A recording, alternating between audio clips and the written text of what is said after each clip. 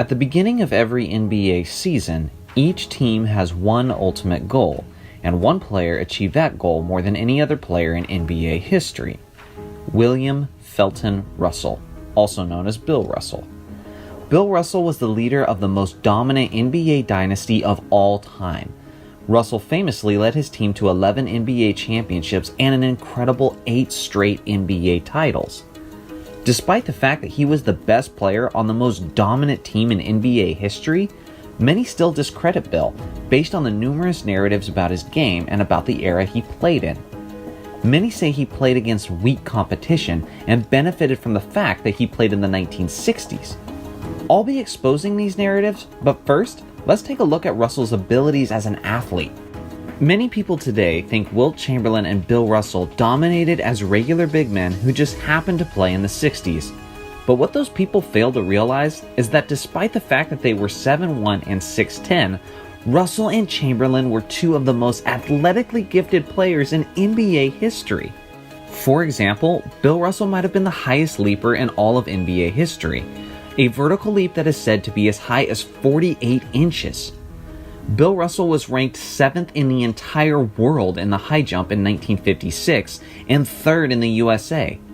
When it comes to his leaping ability, he wasn't just superior to all other players in the NBA, but also superior to most of the greatest Olympian athletes all over the world.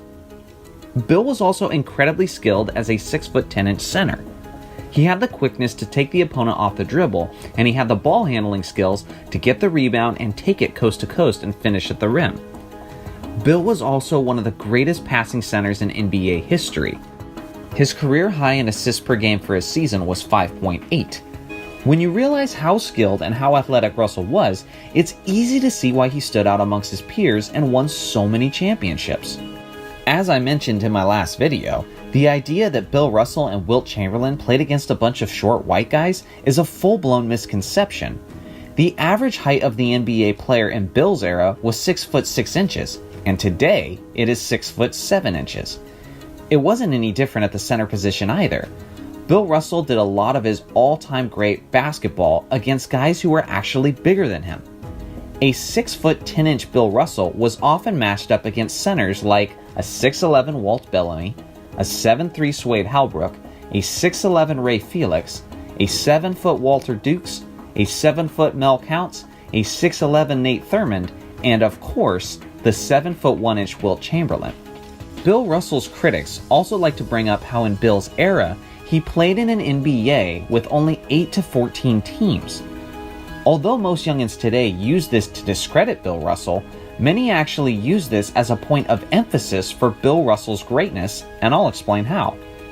Less teams meant the greatest players had to face each other more times.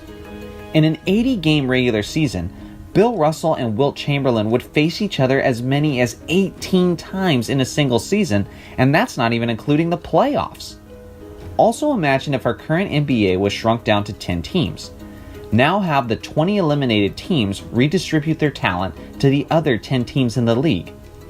Every team would be stacked with star players and rich in depth. This league sounds overpowered and hard to believe, but in reality, this was the type of league Bill Russell dominated in the late 50s and 1960s.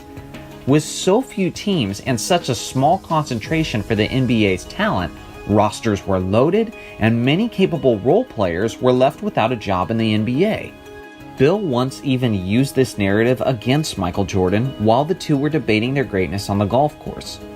Bill told Jordan that his championship against the Phoenix Suns wouldn't have happened in Bill's era, since a key role player, John Paxson, wouldn't have been there to hit the game-sealing three-point shot, but instead, John Paxson would have been up in the stands, since he wouldn't have been good enough to make the 10-team league. Whether or not the entirety of that statement holds true, you gotta admit, that's a pretty solid shot for Bill to take at Jordan. Russell dominated a legitimate era of NBA basketball against men who stood taller, using his athleticism, high basketball IQ, and team style of play. To go along with his 11 NBA titles, he has 5 MVP awards. He was an All-Star every single season except his rookie year, and he has an absurd 22.5 career average for rebounds per game. If the Defensive Player of the Year award had been given in Bill Russell's day, many believe Bill Russell would have won the award more times than any other player in NBA history. Not only was he a terrific rim protector and a shot-blocking machine, but no matter who he was guarding, including Wilt Chamberlain, Bill would regularly hold his opponent far below his usual production. On top of all of that, Russell accomplished something that the other GOAT candidates never did. After Red Auerbach retired, Russell was actually appointed as the head coach of the Boston Celtics in 1966 while he was still playing. Bill went on to lead the Celtics to win 2 championships in the 3 years that he was the player coach of the team, which were also his final 2 seasons in the league. Just imagine in today's day if a contending team had a head coaching vacancy and instead of hiring a new coach, they announced they're making a player their coach. For example, imagine if Steve Kerr left his coaching spot and then Steph Curry became the new head coach and led the Warriors to multiple championships as their coach, their leader, and as their best player. That stuff would be legendary, but that's exactly what Bill Russell did, and it's a travesty that it's so rarely mentioned. Bill's marvelous career was also full of legendary moments and clutch performances, like in the 1968 season when he led his Celtics to come back from a 3-1 deficit in the playoffs to win the championship before LeBron made it cool. How about when Bill Russell dropped 30 points and 40 rebounds in Game 7 of the 1962 NBA Finals to clinch a close overtime victory? To us youngins who didn't live to see it, we just know about the 11 championships, but don't remember all the details. The reality is, Russell was a clutch performer who came through for his team when it mattered most over and over again. Bill Russell and the Celtics went to a Game 7 in the NBA Finals 5 times, and all 5 times Russell came through for his team and they won the championship. We can only speculate how many Finals MVPs Bill Russell would have had if they had awarded him in his era, but it definitely would have been enough to make Michael Jordan's 6 look cute in comparison. He wasn't the most tremendous scorer, and he never once averaged over 20 points per game in a season, but that's not what he needed to be for his team's success. Bill Russell was the ultimate team player. Most of the all-time great players are a system within themselves. If you stick Wilt Chamberlain into a great team, the team becomes about Wilt Chamberlain. If you stick LeBron James into a great team, the team becomes about LeBron James. And if you stick Michael Jordan into a great team, the team becomes about Michael Jordan. Bill Russell is one of the few legends who you can't say that about. He won't change the integrity of the roster, and he won't mess with the chemistry in any way.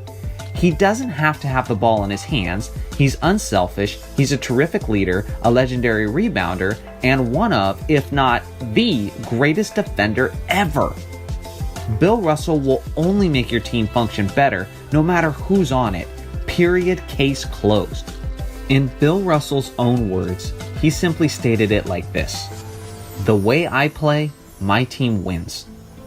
This is why Bill Russell is the greatest player of all time. Let me tell you something. For a while, they were saying that I was the greatest. And before me, it was Magic who is the greatest, and then it's Michael's turn. But open up the record book and it will be obvious who the greatest is. Wilton Norman Chamberlain. I'm starting off my GOAT series with arguably the most dominant player in the league's history. Wilt was so astonishing that he had Larry Bird believing that he was the greatest, and by the end of this video, you might be convinced of it too.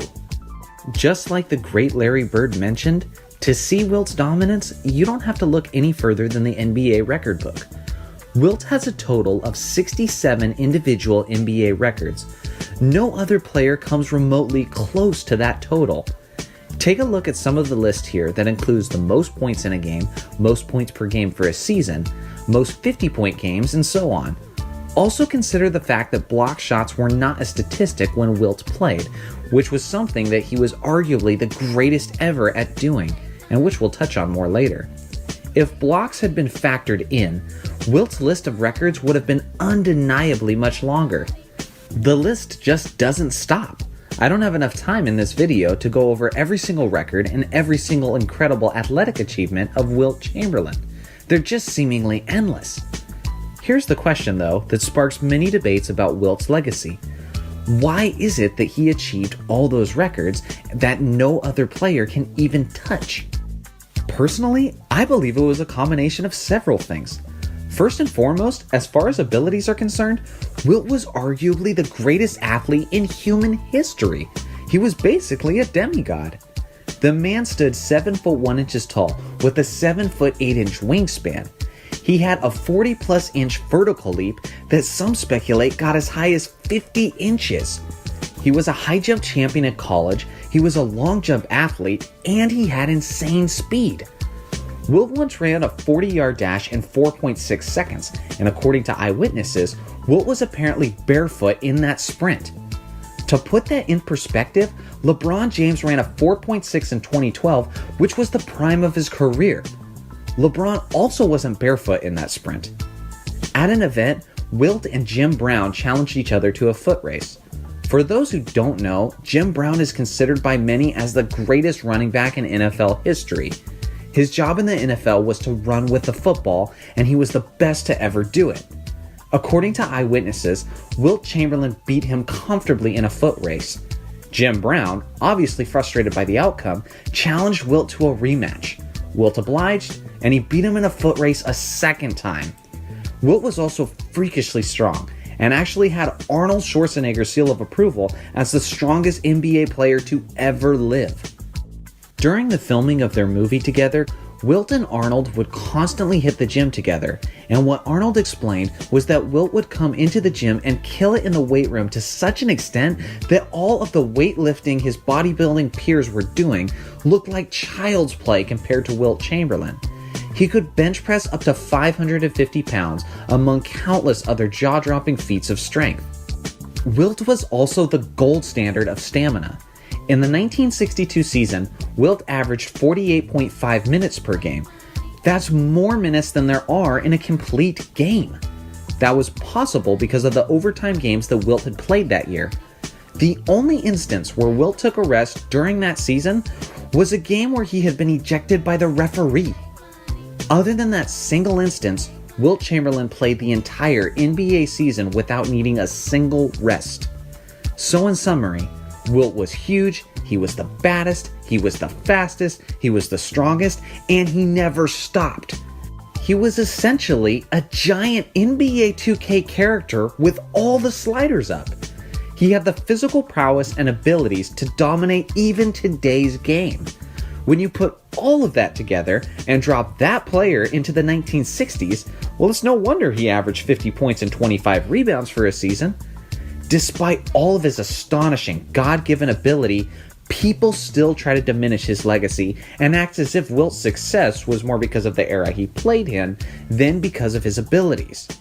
One of the biggest narratives that people will point to was that Wilt Chamberlain played against a bunch of smaller 6'3" white guys in his era, and that's why he dominated. Let me be clear here. This narrative is an ignorant and contagious myth. It's a complete and utter lie, and honestly should be seen as offensive to anyone who witnessed Wilt Chamberlain in his prime and has proper respect for what the man was capable of. The season Wilt averaged 50 points, there were 9 teams in the league, and every team in the NBA, with the exception of one, had at least a 6' 10" center to defend Wilt Chamberlain. The Packers had a 6'11" Walt Bellamy. The Celtics had a 6'10" Bill Russell. The Nationals had 7'3" Swade Halbrook. Knicks had a 6'10" Phil Jordan and a 6'10" Darrell Imhoff. Lakers had a 6'11" Ray Felix. Royals had a 6'10" Bevo Nordman. And the Pistons had a 7' Walter Dukes. These men were dominated to such an extent that they looked like children up against Wilt. Not because of their size, but because Wilt Chamberlain was a beast. To put this in an even greater perspective, the average height of the NBA player in today's game is 6 foot 7 inches tall. The average height of the NBA player in Wilt's playing days was 6 foot 6 inches tall. 1 inch is the difference between the average NBA player today and the average NBA player in Wilt's era. Yet the cancerous NBA casuals community will have you believing that Wilt Chamberlain did his damage because he played against a bunch of white Kevin Harts. Now listen, I'm not saying that the game hasn't evolved, or that the general athlete isn't greater than the general athlete of years past, to a certain extent. Of course, I believe that definitely to be true, that athletes have evolved. But I think it's absolutely hilarious when people try to use this narrative against legends of years past. If anything, we should be completely awestruck by Wilt Chamberlain's athletic stature coming from a man who played in the 60s. Here's an example of what I mean. It's been well documented, and we're all pretty well aware, that LeBron James takes good care of himself. It's been reported that LeBron spends $1.5 million a year on his body. He uses modern-day training, supplements, and programs, and takes full advantage of them as he should. Many players in the modern NBA take advantage of modern technology to enhance their athletic abilities. Wilt Chamberlain was an athletic freak who was essentially an overpowered NBA 2K player despite the fact that he played in the 60s. Now imagine taking a young Wilt Chamberlain and placing him in today's modern era, where he was allowed to spend $1.5 million a year on his body and use to his advantage all of the modern training, programs, and supplements. What kind of freak of an athlete will we be talking about then in Wilt Chamberlain?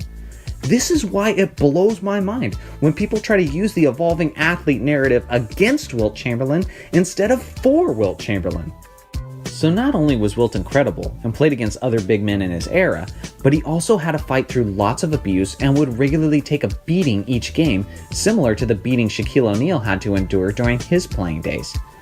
During Wilt's rookie season, he actually shocked many Warriors fans by publicly flirting with the idea of retirement. He was tired of constantly facing double and triple teams and absorbing all the hard fouls the opponents were inflicting upon him. Tommy Heinsohn, who was a forward for the Celtics and an opponent of Chamberlain, put it this way: half of the fouls against Wilt were hard fouls. He took the most brutal pounding of any player ever. At this point, we've established Wilt's records, his physical prowess, and his dominance over a legitimate era of basketball. But what about his accolades? Well, he was the Rookie of the Year, he was also the MVP his rookie year, he was the MVP of the league a total of 4 times, he has 7 scoring titles, which were all consecutive, and he led the league in assists once. And he's a 2-time champion and a Finals MVP. All of today's defensive awards and statistics were not calculated in Wilt's prime, but if they had been, he surely would have had more defensive accolades to add to his total. For example, Wilt was the ultimate rim protector. According to several players, Wilt once had a game against the Detroit Pistons where he blocked 26 shots. If that's a little too difficult for you to believe, then you will have to accept 23 blocks as a career high for Wilt, because he blocked 23 shots on a nationally televised game on Christmas Day in 1968 while playing for the Los Angeles Lakers versus the Phoenix Suns. This makes Wilt Chamberlain comfortably the unofficial record holder for most block shots in a single game. Honestly, it makes sense that Wilt would be capable of such numbers. Wilt has the MVPs, records, accolades, and abilities, but still some discredit him for the fact that he only won 2 championships, especially when Bill Russell played in the same era as Wilt and won 11 championships. Wilt's team in Philadelphia and in San Francisco were nowhere close to the overall talent of Bill Russell's Boston Celtics. Russell had guys like John Havlicek, Tom Heinsohn, Sam Jones, Bob Cousy, and Bailey Howell. These were all guys who ended up in the Hall of Fame and were each capable of carrying the Celtics on any given night. Although Wilt had some help, it was never nearly to the extent that Russell had. Not only that, but this was during the generation of no free agency, meaning that really the only way players ended up changing teams is if they got traded. And when your team is stacked and dominating, why would you trade anyone anyway?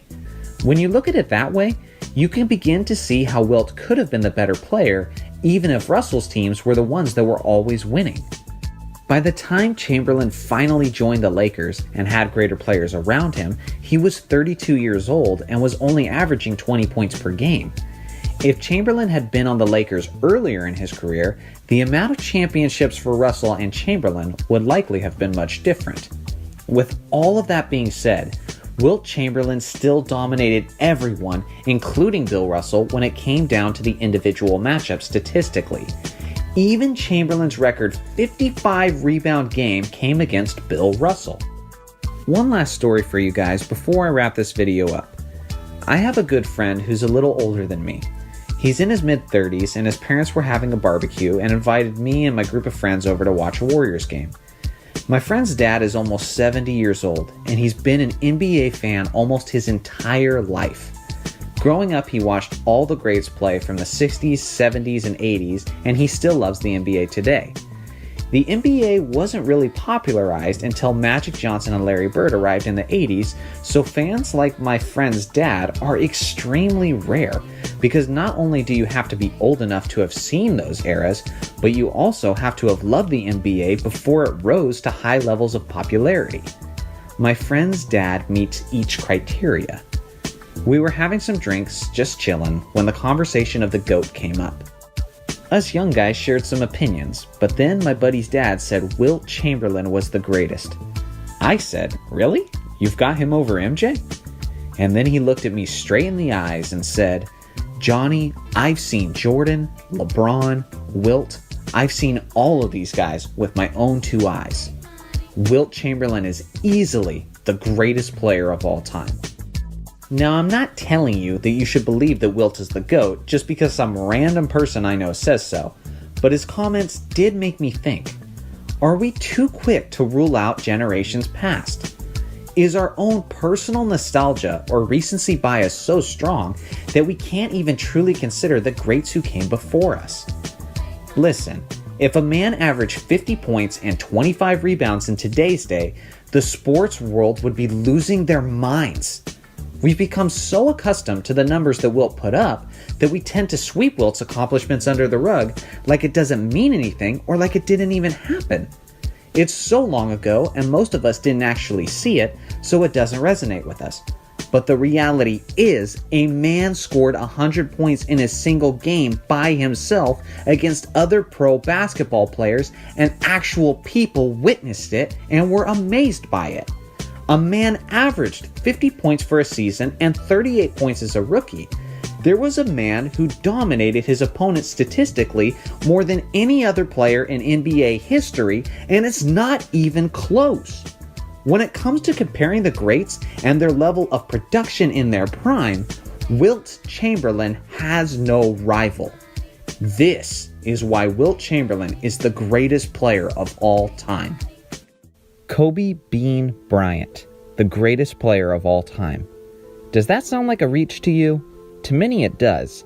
There aren't many who make this claim outside of the biggest Kobe fans in Los Angeles, but by the end of this video, you'll likely see that Kobe has a stronger case as the GOAT than many people give him credit for.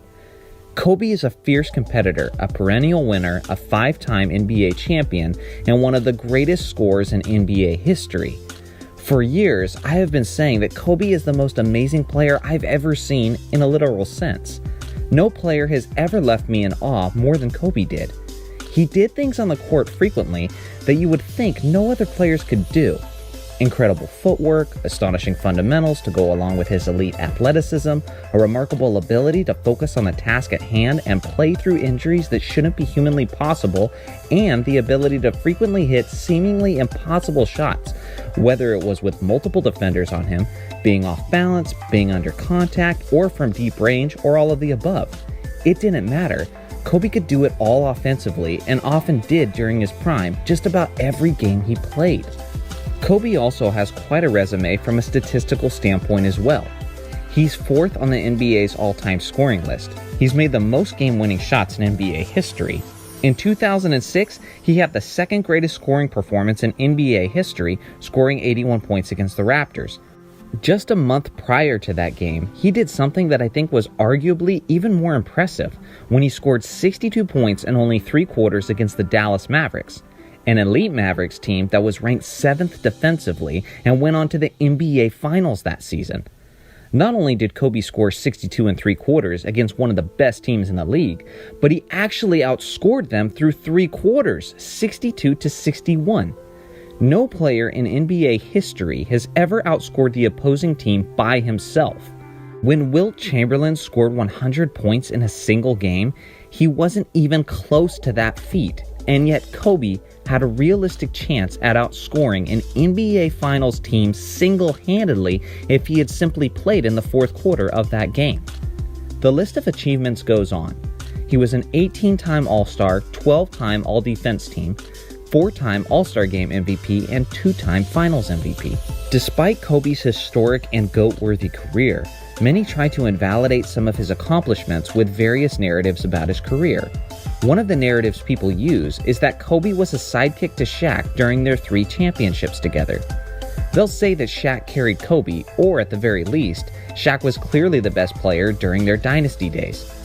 Let me start by picking apart this ridiculous narrative year by year and show you how these years actually strengthen Kobe's GOAT argument. The year 2000 was Kobe and Shaq's first championship run.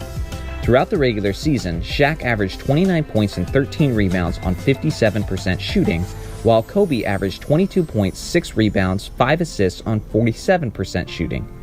This was the only championship season where Shaq was clearly the better player, but even with that being said, neither Shaq or Kobe could have won the championship without the other player. Everyone remembers Shaq dominating the NBA Finals and securing Finals MVP, but they also forget the road to the Finals. In the Western Conference Finals against the Blazers, it was Kobe who balled out in Game 7 when the Lakers needed it most. Kobe outscored and out-rebounded Shaq in the deciding game with 25 points, 11 rebounds, and 7 assists compared to Shaq's 18, 9, and 5.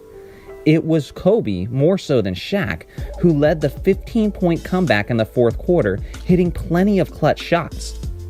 Although Shaq went on to be the Finals MVP against the Pacers, many forget that Shaq fouled out in Game 4 of the NBA Finals. It was a 21-year-old Kobe who took over in overtime and won the game for the Lakers. A 21-year-old on the NBA's biggest stage in its most crucial moments hit clutch shot after clutch shot to seal the game for his team. That's something a 21-year-old NBA player doesn't normally do, but then there's Kobe Bryant. The following season in 2001, Shaq may have been the Finals MVP then too, but Kobe was probably the MVP of the West playoffs. Kobe averaged 29 points, 7 rebounds, and 6 assists on 47% shooting throughout the playoffs. In the 4-game sweep over their rivals, the Sacramento Kings, Kobe averaged 35 points, 9 rebounds, and 4 assists on 47% shooting.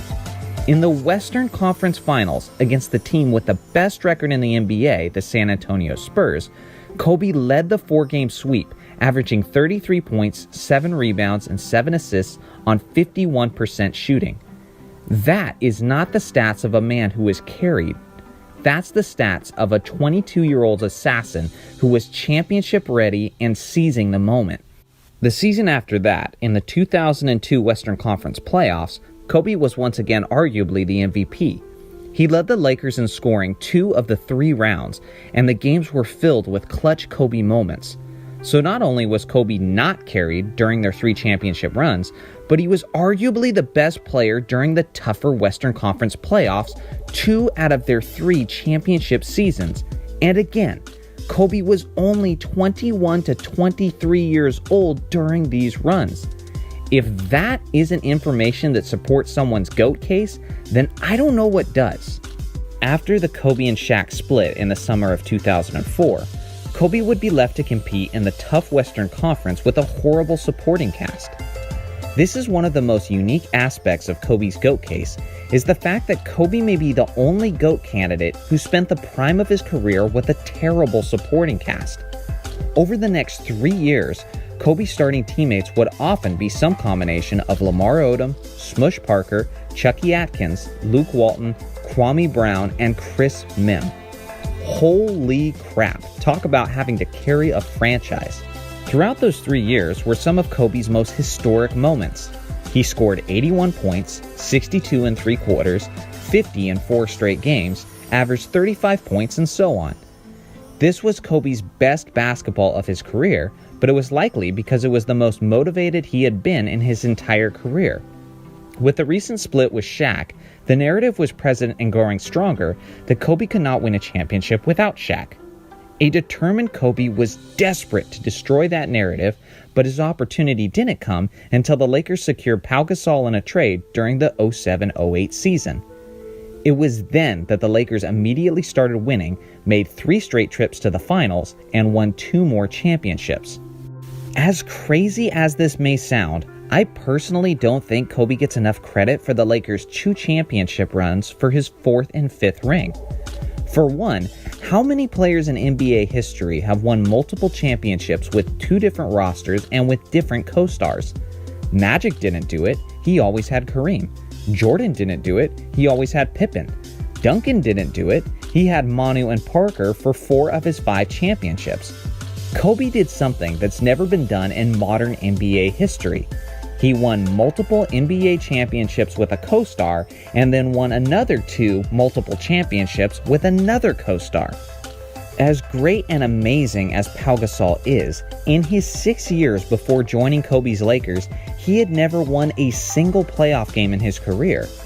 Kobe and Pau made a great tandem, but let's not act like they were this superstar duo that was expected to dominate the NBA like Durant and Curry are, or like Wade and LeBron were. During Kobe's 3 straight finals appearances, Kobe beat 10 50-win teams in the playoffs. In neither of Jordan's 3 championship runs did he face as many 50-win teams. It took LeBron James his entire 8 straight finals appearances to match the amount of 50-win teams that Kobe beat in only 3 years.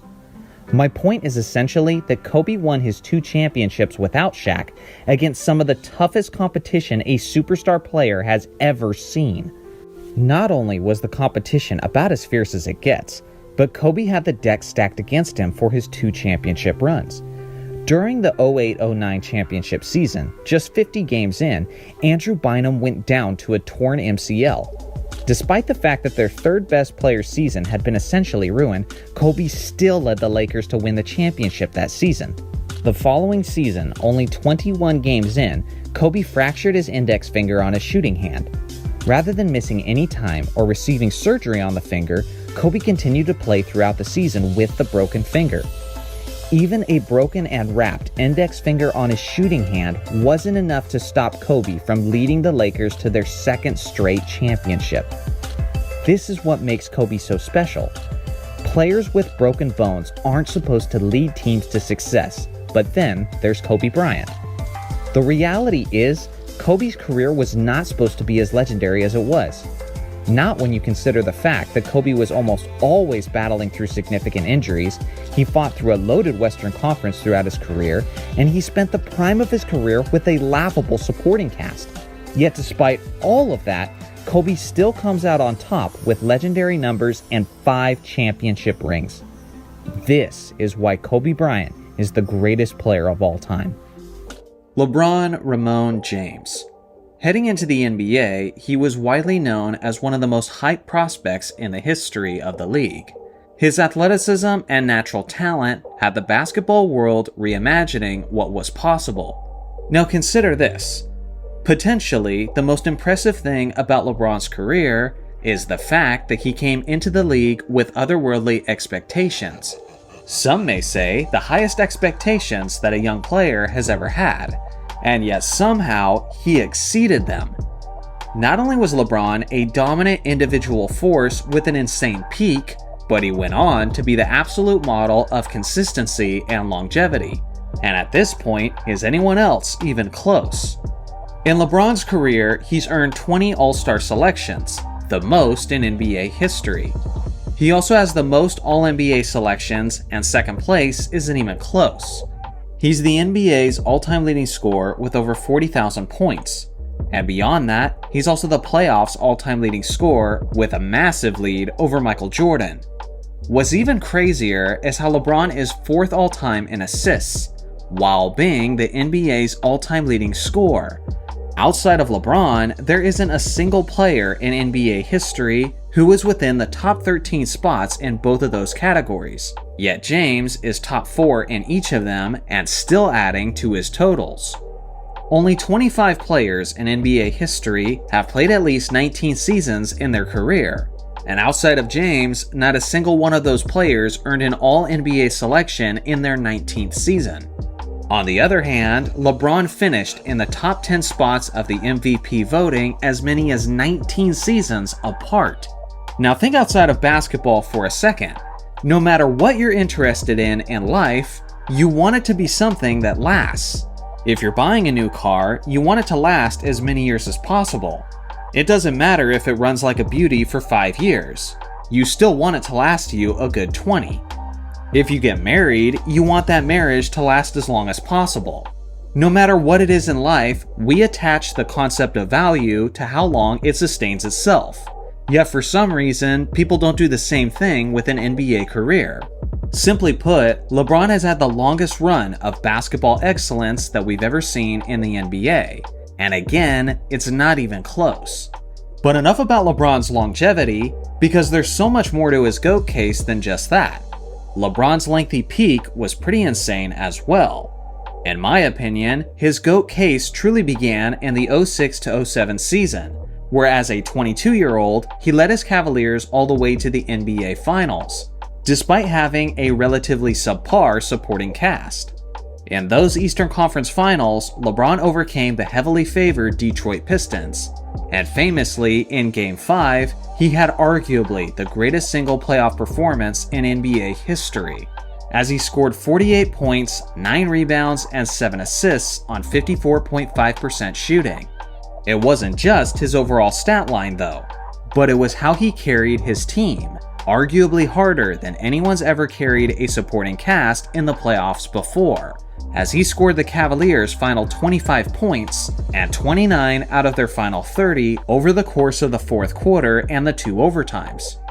Later on in Miami, he led the Heat to the longest winning streak since the NBA merger.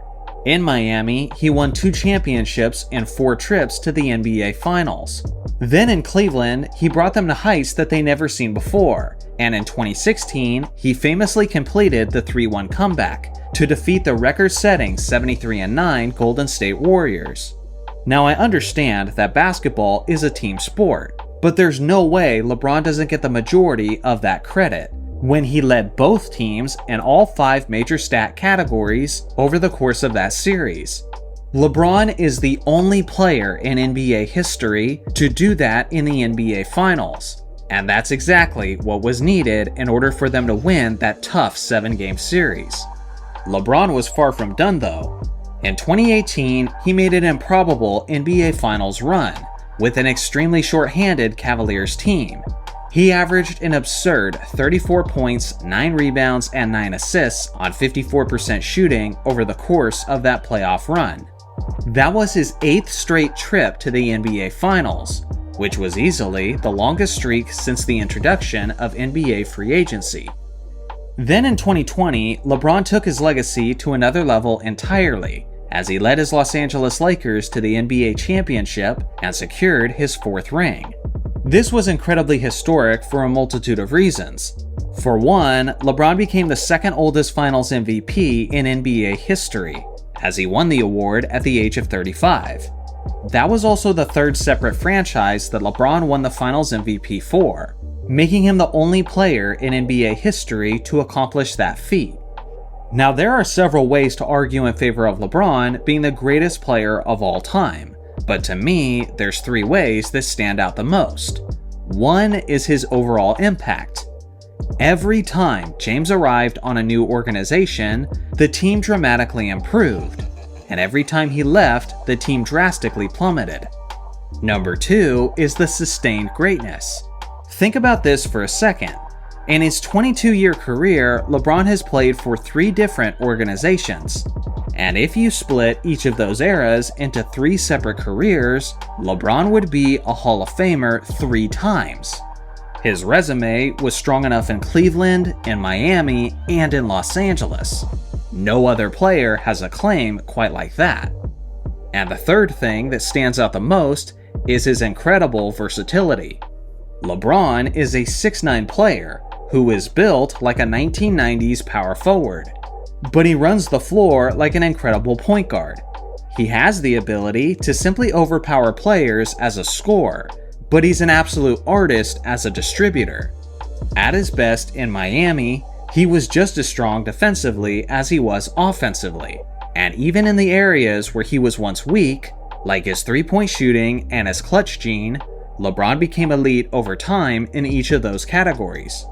If the best ability is availability, then James is incredibly strong in that aspect as well, as he's dealt with very few significant injuries throughout his career, despite being one of the biggest, strongest, fastest, and greatest leapers on the court.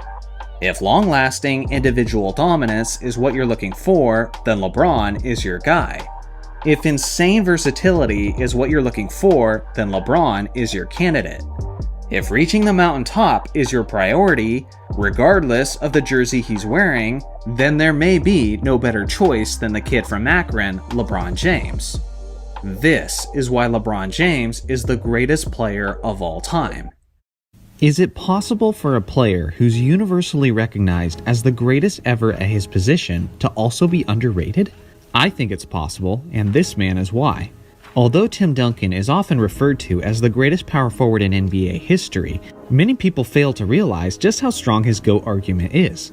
Part of this is because Tim was such a quiet and reserved personality.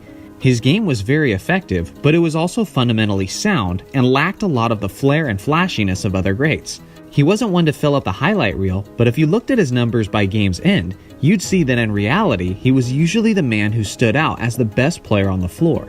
Tim Duncan entered the league as a 21-year-old in the 97-98 season, and he was immediately an all-star and elite force in the league.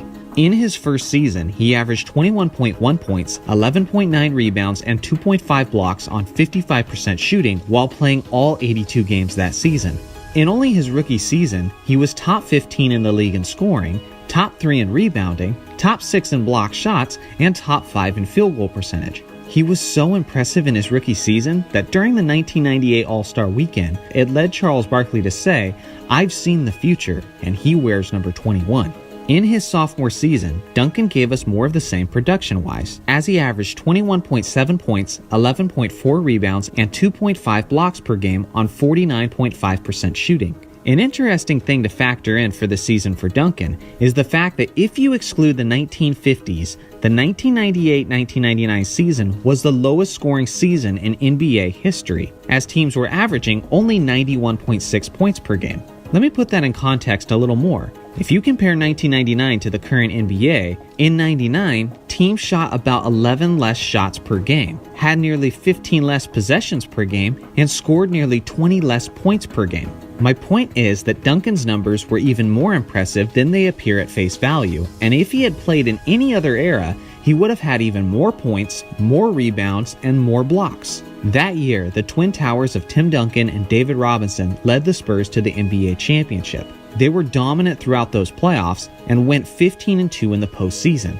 Although both big men played a huge role in winning that championship, it was Duncan who truly dominated the NBA Finals, as he averaged 27.4 points, 14 rebounds, 2.2 blocks on 54% shooting, while playing a monstrous 45.5 minutes per game over that series. As only a 23-year-old, he had took over the NBA's biggest stage and was a dominant Finals MVP, but even that was just a sample of what he was capable of and what we would see from him later in his career. Over the next several years, Duncan would continue to be arguably the best big man in the game as he won back-to-back league MVPs in 2002 and 2003. Speaking of which, Duncan's 2003 campaign is still one of the greatest seasons from a single player of NBA history. That season, he had monstrous averages of 23.3 points, 12.9 rebounds, and 2.9 blocks on 51.3% shooting. Not only was he the league MVP that year while leading his Spurs to 60 wins and the NBA's best record, but he was also first team all-defense that year, which would become a theme throughout Duncan's career. All of that pales in comparison to what he did in the NBA Finals that year though. On the NBA's biggest stage, he had one of the greatest playoff series of NBA history as he averaged 24.2 points, a monstrous 17 rebounds, 5.3 assists, and 5.3 blocks on 44 minutes per game.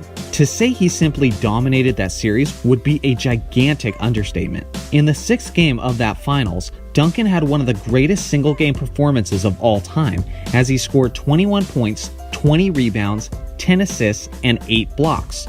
Officially, he was credited with 8 blocks, But this game actually has some controversy tied to it, as it appears 2 blocks were not credited to Duncan that should have been, which is this one and this one, which appears to be incorrectly credited to David Robinson.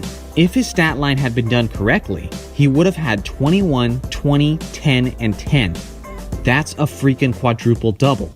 In the history of the NBA, only 4 players have officially recorded a quadruple double, and in each of those games, they did it in the regular season. As far as I'm concerned, Tim Duncan was the 5th player to do it, except he did his in the championship clinching game. If that is not a GOAT-like performance, then I don't know what is. That was certainly the prime of Duncan's career, but his success was far from over. Duncan went on to win a total of 5 championship rings and 3 finals MVPs. He truly was the model of consistency, as he played 19 years in his career and averaged a double-double every single year. How many organizations would love to have a player who averages a double-double for almost 2 decades straight? The answer is clearly all of them. In those 19 seasons, Duncan never ever missed the playoffs. That is the most seasons by any player to never miss the playoffs. Duncan was also one of the greatest two-way players of NBA history. It didn't matter which side of the court he was on, the big fundamental was always dominating. He was selected for both the All-NBA team and All-Defense team for 13 consecutive seasons. He's the only player in NBA history to accomplish that. He has a total of 15 All-NBA selections, and he also has 15 All-Defense team selections, which is by far the most in NBA history. The closest player to him has 3 less seasons of elite defense. He has the numbers, the accolades, the championships, and the clutch gene to be a worthy candidate for the greatest player of all time. But one of the most ignored aspects of his GOAT resume is his leadership and his overall impact on a franchise. Duncan always had the utmost respect of his fans, his peers, and of the coaching staff. He was never one to cause any drama, he never caused any dissension among the team, and no teammates were ever uncomfortable playing in a Tim Duncan-led system. Even when he was well past his prime, Duncan kept his team relevant and in contention by making numerous sacrifices financially. Several times Duncan took less money from the Spurs in order to give them more cap space to bring in more talent to play alongside him. Not many GOAT candidates were willing to make that sacrifice for the sake of winning, but that's what Tim Duncan did. If he doesn't make those financial sacrifices, there's a strong likelihood that they don't win their 5th championship in 2014. Whether it's on the court on either side of the ball, or if it's his impact off the court that goes beyond the numbers, Tim Duncan is one of a kind. This is why Tim Duncan is the greatest player of all time. Michael Jeffrey Jordan. This icon is recognized by most basketball fans as the greatest player in the history of the game. Honestly, I tend to agree with that conclusion, simply because MJ was the closest thing we've ever seen to a perfect basketball player, with a darn near perfect career. On top of the fact that MJ was likely the greatest offensive player in the history of the game, he was also arguably the greatest perimeter defender of all time. Let me break those down. First off, MJ's offense. Jordan has the highest career scoring average in NBA history at 30.1. But beyond that, he also has the highest scoring playoff average of all time at 33.4, and no one else is even close. The most mind-blowing part about all of that isn't just the high level of production, but it's just how efficient MJ was while scoring a career 30 points per game. In the totality of MJ's career, specifically at the guard position, he averaged a whopping 31.5 points per game while shooting 50.5% from the field. In the history of the league, only 4 guards have ever had a career average above 20 points per game while shooting at least 50% from the field. Those are Marcus Johnson, David Thompson, George Gervin, and Michael Jordan. And of those players, only 2 of them averaged north of 23 points per game. That was Gervin and MJ, and Gervin wasn't even close. Essentially, Jordan's combination of explosive scoring and deadly efficiency isn't just unheard of, but it's relatively alien-like by comparison. It is analytically proven that as players generally take more shots, their efficiency goes down. That's because when someone shoots more often, they're being less selective. There's less open looks, and since it's evident that he's likely to shoot, the chances are greater that he's swarmed by the defenders. and often double-teamed. For some insane reason, this analytical truth doesn't seem to apply to Michael Jordan at all. He led the league in volume, scoring, and efficiency basically every year. As an offensive player, he's a freakish anomaly that isn't supposed to exist. For his career, MJ won 10 scoring titles, which is easily the most in NBA history, ahead of Wilt Chamberlain with 7. No one else has half as many scoring titles as MJ. But again, that's just the offensive end. And what's insane is that MJ was arguably the best player offensively and defensively every time he set foot on the court. MJ has 9 first-team All-Defense selections in his career, and in each and every one of those selections, he was also the league's leading scorer. Jordan is 4th all-time in career steals, and he has the most ever at his position, as he used his instincts, his massive mitts, and his insane quickness to cause plenty of turnovers. Beyond that, he was simply one of the greatest shot blockers in NBA history, especially when you consider the position he played. For a guard specifically, MJ has the highest blocks per game average in NBA history at 0.9. He was an absolute hound defensively, who was always lurking and waiting to strike on almost every possession defensively, which is the biggest reason why he won the Defensive Player of the Year award in 1988. Other than Michael Jordan, no player has ever averaged at least 30 points per game while winning the Defensive Player of the Year, and MJ did it while averaging 35. Again, stats are nice and individual accolades are nice, but at the end of the day, nothing matters more than winning, and the greatest determining factor of a star's legacy is how he performed when the games mattered the most, and no one stands out more in that crucial aspect than the great Michael Jordan. MJ always took his game to another level in the playoffs, but after that, he took it to an even higher level in the NBA Finals. As you all know, Michael Jordan was a perfect 6-0 in the NBA Finals, and never allowed a final series to reach a 7th game. MJ's naysayers will say that it's a team sport, and MJ can't get all the credit for that 6-0 record. To that I say, well sure, it is a team game, but MJ was the finals MVP in all 6 of those instances. And in nearly every final series, MJ was either breaking records or carrying his team to a historic extent. For example, in the 1991 NBA Finals, MJ set the NBA Finals record by making 13 straight shots without a miss. He also became the first player in NBA history to average at least 30 points and 10 assists over the course of a finals series. Then in the 1992 NBA Finals, MJ immediately proved that he could be an elite three-point shooter if he wanted to, as he set the NBA Finals record for three-pointers made in a half, and tied the record for the most three-pointers made in a game. He also set the finals record for the most points scored in a single half with a total of 35. Then in the 1993 Finals, MJ exploded, averaging 41, 8, and 6 over the course of that 6-game series. And his 41 points per game average is still the highest scoring average in an NBA Finals series. And he did that against an NBA All-Defender in Dan Marley. In the 1996 Finals, MJ had a bad series by his astronomically high standards. But a bad series for Jordan is simply an average of 27 points, 5 rebounds, and 4 assists on 41% shooting. Most star players would happily take that level of production in a heartbeat. In the 1997 Finals, Jordan showed Karl Malone that he was the real MVP when he hit the game-winning buzzer beater to seal Game 1. Then later in the series, MJ had the famous flu game, where he dropped 38, 7, and 5, despite the fact that he was suffering from food poisoning. And then, in the 1998 NBA Finals, MJ carried his supporting cast at a level that we had never seen before in the NBA Finals, as he averaged 33 of the Bulls' 88 points per game over the course of that series.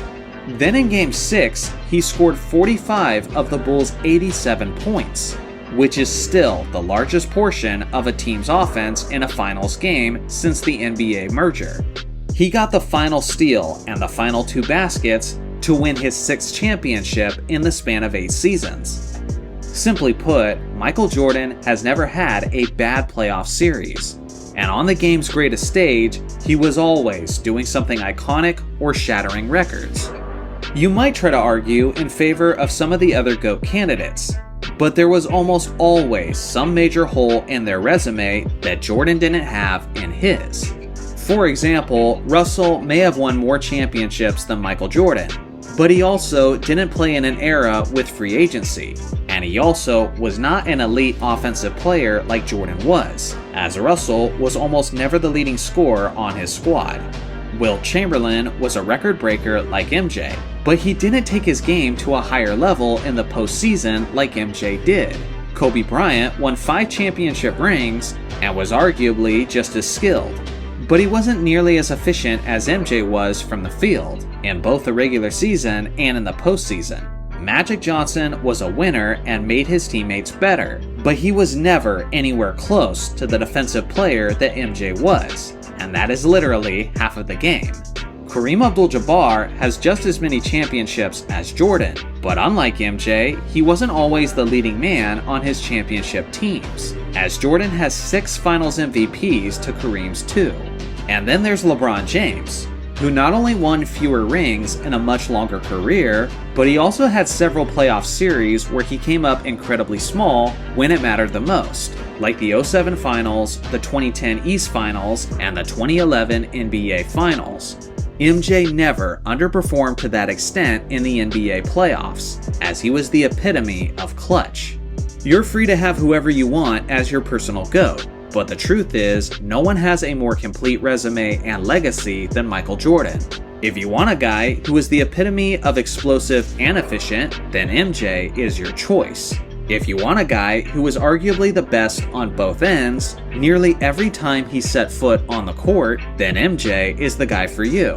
If you want a guy who always excelled in championship situations, whether it be college, the Olympics, or the NBA Finals, then MJ is the winner for you. This is why Michael Jordan is the greatest player of all time. Kareem Abdul-Jabbar, formerly known as Lou Alcindor before he changed his name in 1971.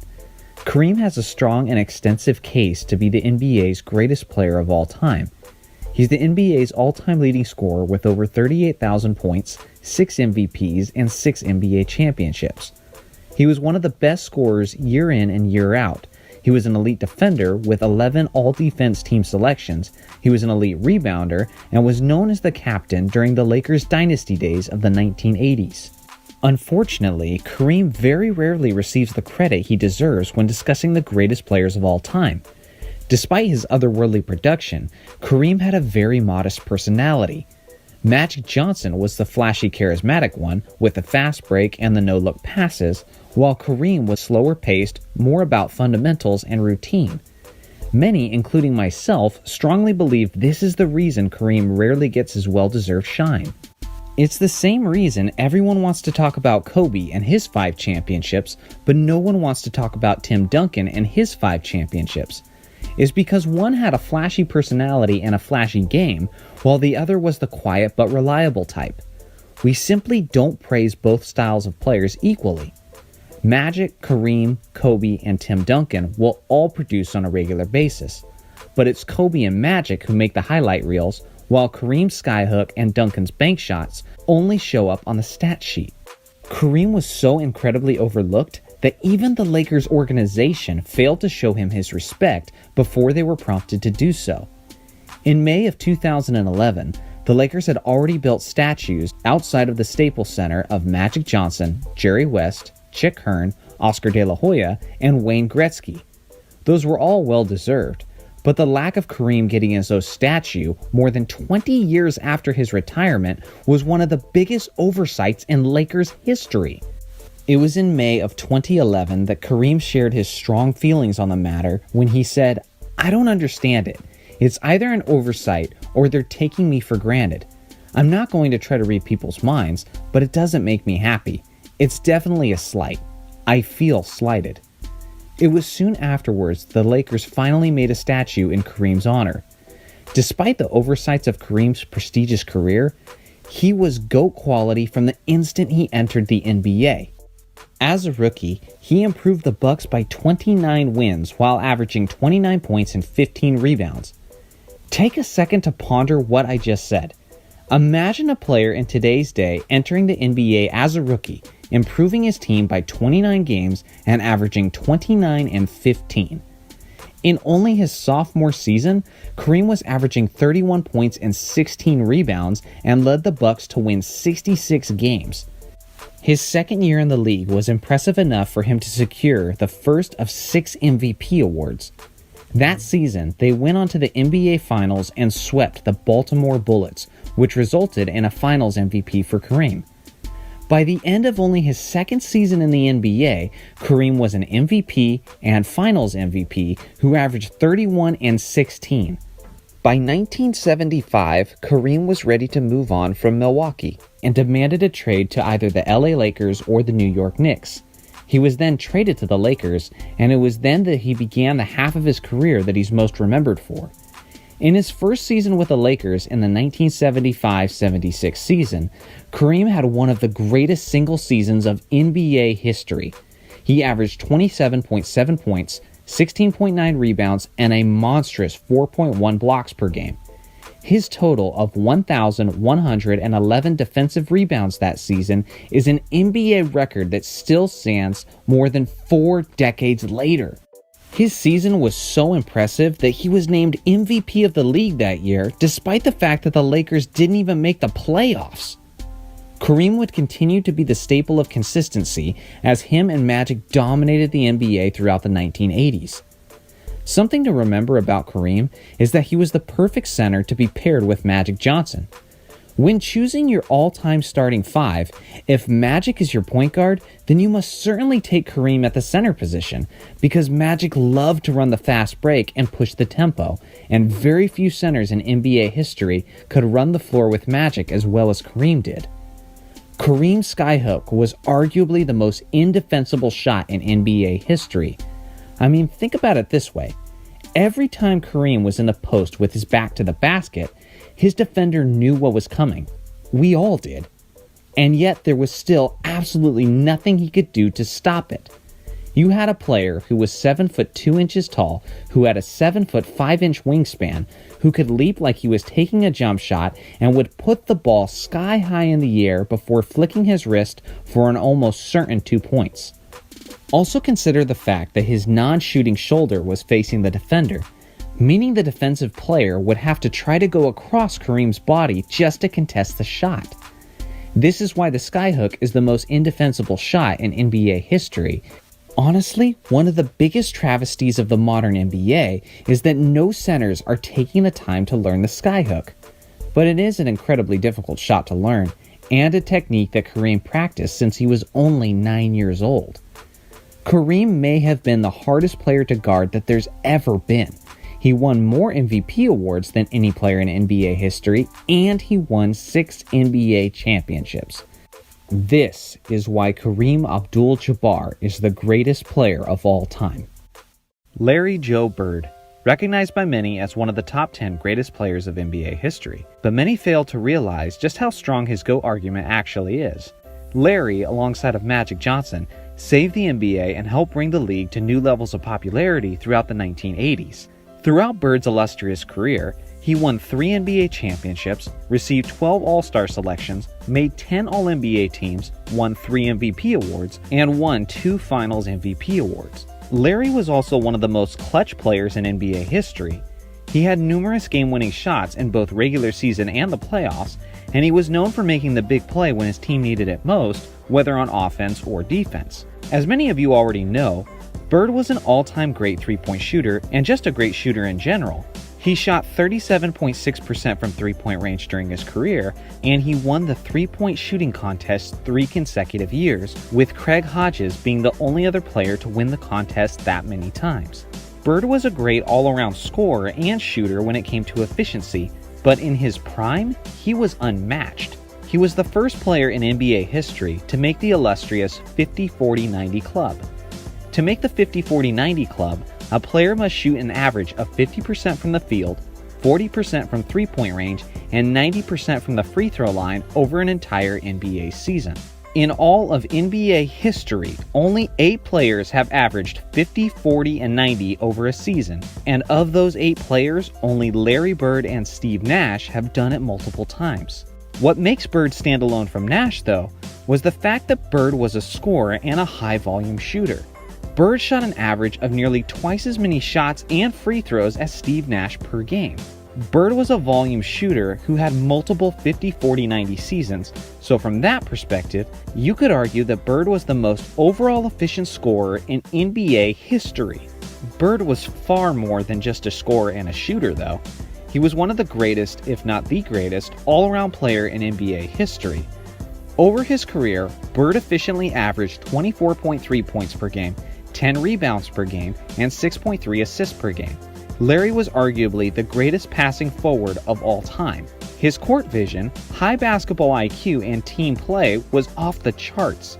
This aspect of his game is sometimes overlooked because of the reality that he played in the same era as Magic Johnson, the face of Showtime and arguably the greatest passer of all time.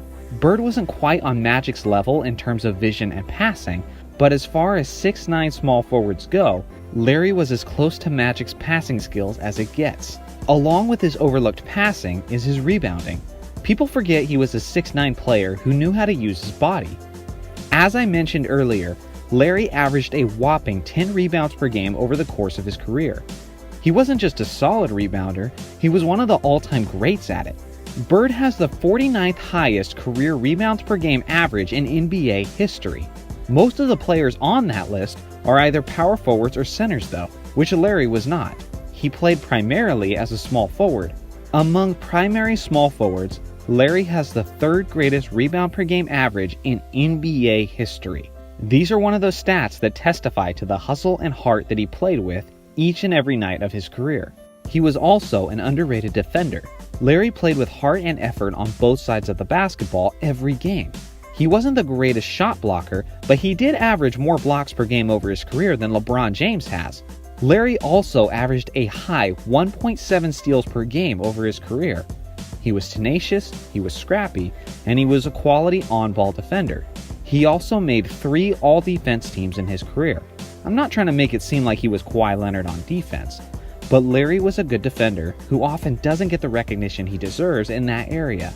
Larry was a legend and a leader who impacted the game in just about every way you can, and as a result, his team won 3 championships and made a trip to the finals 5 times. An aspect that I don't often hear mentioned in the GOAT discussion was the fact that Magic was a rival to Bird and Bird was a rival to Magic. In a way, you could say that these 2 legends took away from each other's success. Michael Jordan, for example, had no equal throughout the 90s, so in a way, it's easier for us to call him the GOAT since he so clearly stood out from everyone else. If you take either Magic or Bird out of the equation though, the remaining player stands out that much more. Magic would have won more championships if Larry wasn't around, and Larry would have won more championships if Magic wasn't around. Although you could argue that their impacts and legacies were greater since they were rivals to each other, we can also acknowledge that their GOAT pursuits were hindered by the fact that they were constantly in each other's way. Bird had many obstacles and challenges, but he didn't let that stop him from putting together an impressive, all-around GOAT-worthy career. But with all of that being said, there is one aspect of Bird's career that is more legendary, more jaw-dropping, and more GOAT-worthy than any other aspect of his remarkable career. In the year 1985, Bird was at home with his mother and was wanting to help her build her new driveway. While Bird was out there shoveling gravel for his mom, something happened that would change the rest of his career. Bird brutally injured his back, which would then be an ongoing battle with pain and spasms for the rest of his career. This injury speaks to Larry's pride, hard work, and independence. What's crazy is that I'm pretty sure any Bostonian in that day would have volunteered to shovel that gravel for Larry. Regardless, the damage was done, and ultimately these back issues would play a part in Bird leaving the game earlier than many other athletes. With that being said, this injury begun and took place in 1985. Bird still played 7 seasons after that injury. Listen to Larry's primary doctor describe what Larry was dealing with through those final 7 seasons of his career. He could manage the pain in a way that very few people can do. There'd be days he could come in the office and he couldn't stand up straight. It was a situation that he was seeing almost daily. He had lost the structural stability in his spine, so it would slip into abnormal positions to try and lock itself to get an artificial stability. That's like getting your finger stuck in a door and somebody's still pushing on the door. So what we had to do was unlock his spine, realign it, do techniques that would hold that for 4 hours, 6 hours, that type of thing, and then he'd go play basketball. His pain in his quest for basketball became all-encompassing. Very few people really knew what Larry was living with. So let me get this straight. When Larry had won his championship and finals MVP in 1986, this is what he was going through? In 87 and 88, when Larry had back-to-back 50, 40, 90 seasons while averaging nearly 30 points per game, this was the back issues he pushed through? When Larry won the League MVP award in 1986, which was his third MVP in a row, which he is the only player to ever accomplish since the NBA's merger, this is what he overcame to get it done? That is beyond legendary. It's utterly ridiculous.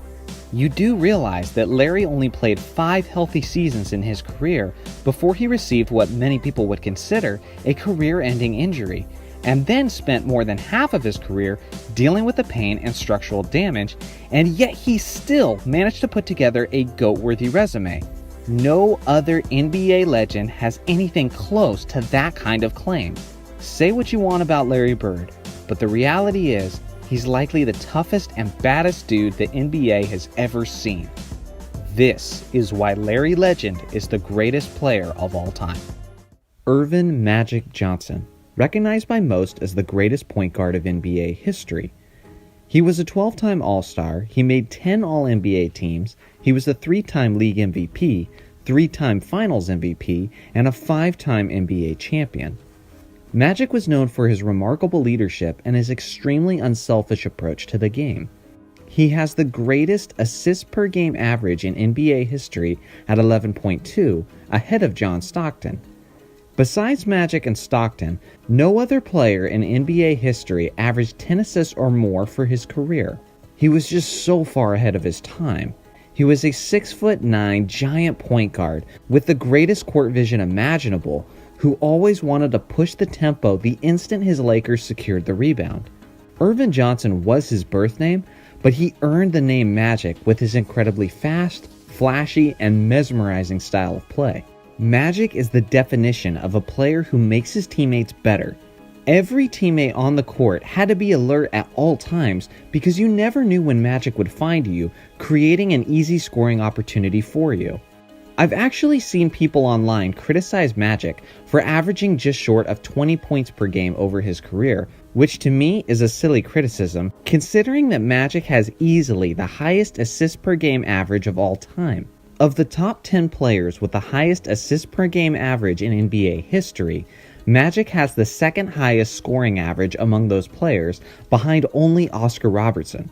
Magic was also a clutch performer.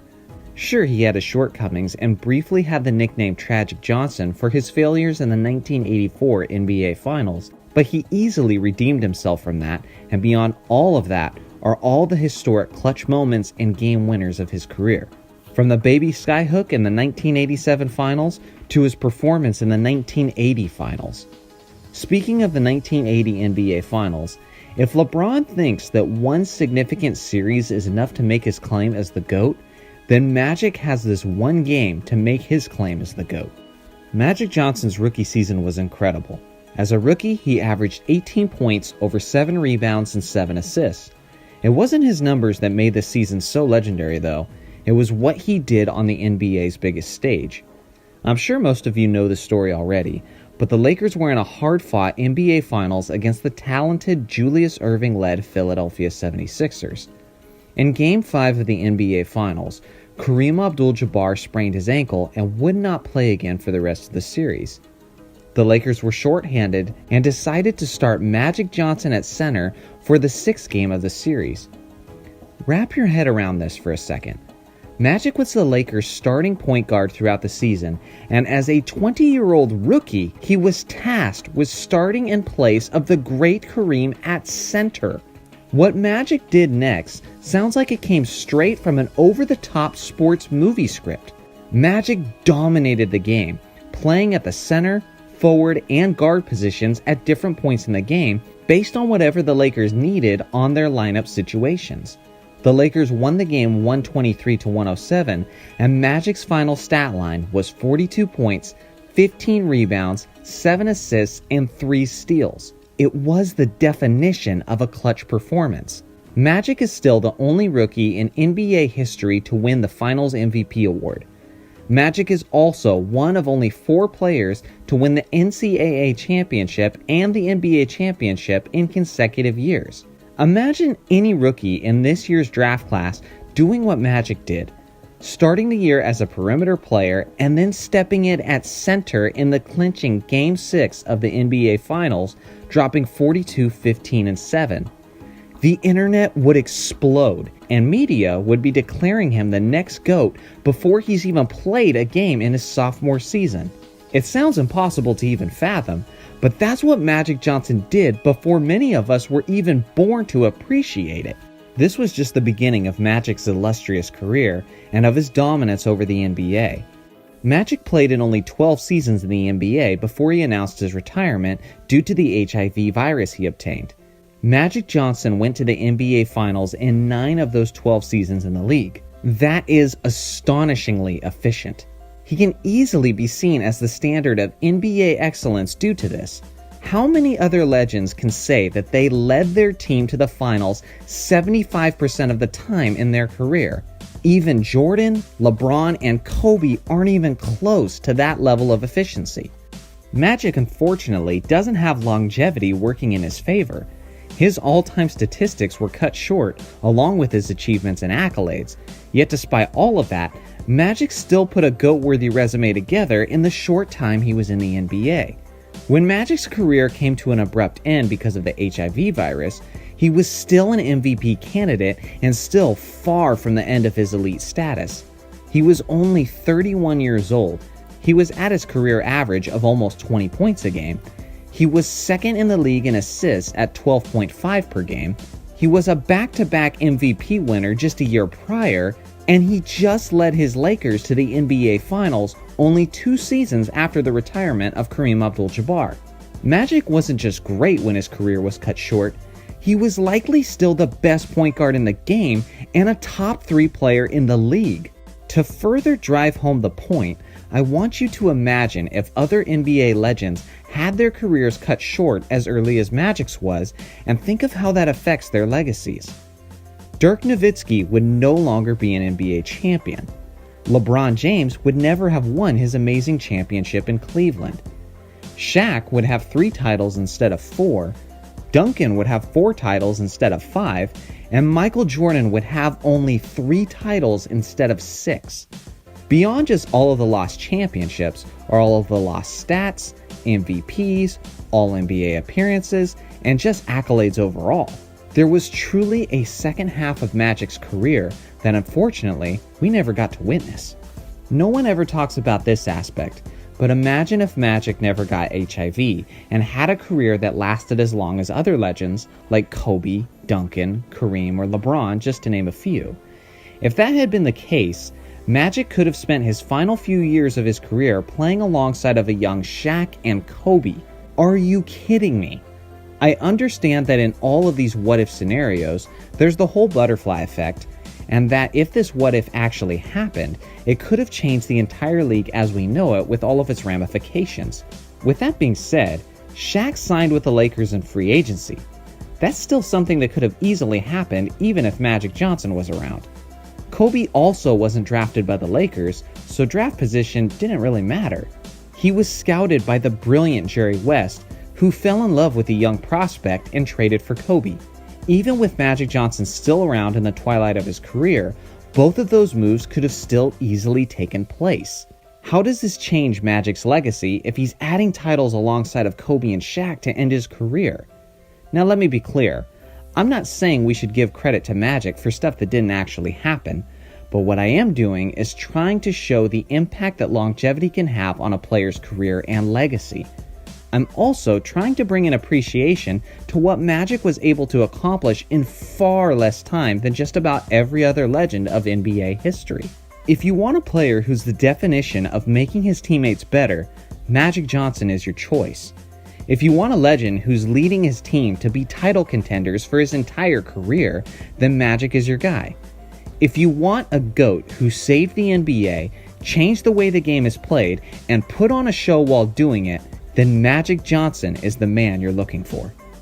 This is why Magic Johnson is the greatest player of all time. It's the most regurgitated conversation in all of basketball. Mainstream media refuses to put the topic aside because it's always a sure bet to get general audience's attention. And if you go on social media, it seems almost every take and every basketball highlight somehow gets shoehorned into the Jordan versus LeBron topic, as fanboys on both sides can't stop fighting in their honor. Now, to be clear, I've made numerous videos on this topic expressing my opinions, and over time, some of those stances have softened a bit. But although I've given my thoughts on who should be first, second, and third, I've never expressed my opinion on the actual overarching topic itself. Is the GOAT discussion smart or stupid? Is it good for the game of basketball or is it bad? Although most people are willing to engage in the conversation, there are those who try to attack my intelligence for even engaging in the topic in the first place. Now, those people could certainly lighten up a bit, but I honestly can't even say that I fully disagree with them. One of the most ironic things to me is how Michael Jordan fans will fight so hard to convince people of MJ's case as the greatest player of all time when Michael Jordan doesn't even do that himself. At this point, I'm sure many of you have seen this clip, but this is from April 16th, 1996. The Bulls had just won their 70th game in their historic record-breaking season, and in the post-game press conference, when asked if this accomplishment pushed him ahead of all the other greats, MJ had this to say. No, I think that's something that I really can't say can be established. Each one of us play in our different eras, with different teams, with different levels of success, and to compare all of them and say one's better than the next, it's an unfair justice to the art or to the artists.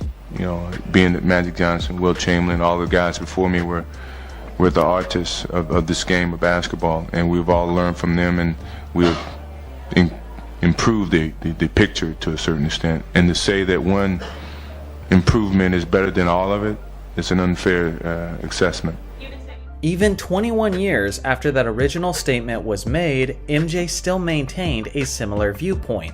In 2017, in an interview with a cigar aficionado, Jordan was asked about his opinion on the Tiger Woods and Jack Nicklaus GOAT discussion for the sport of golf. And MJ not only gives his opinion, but he thoroughly explains his thought process for his own sport.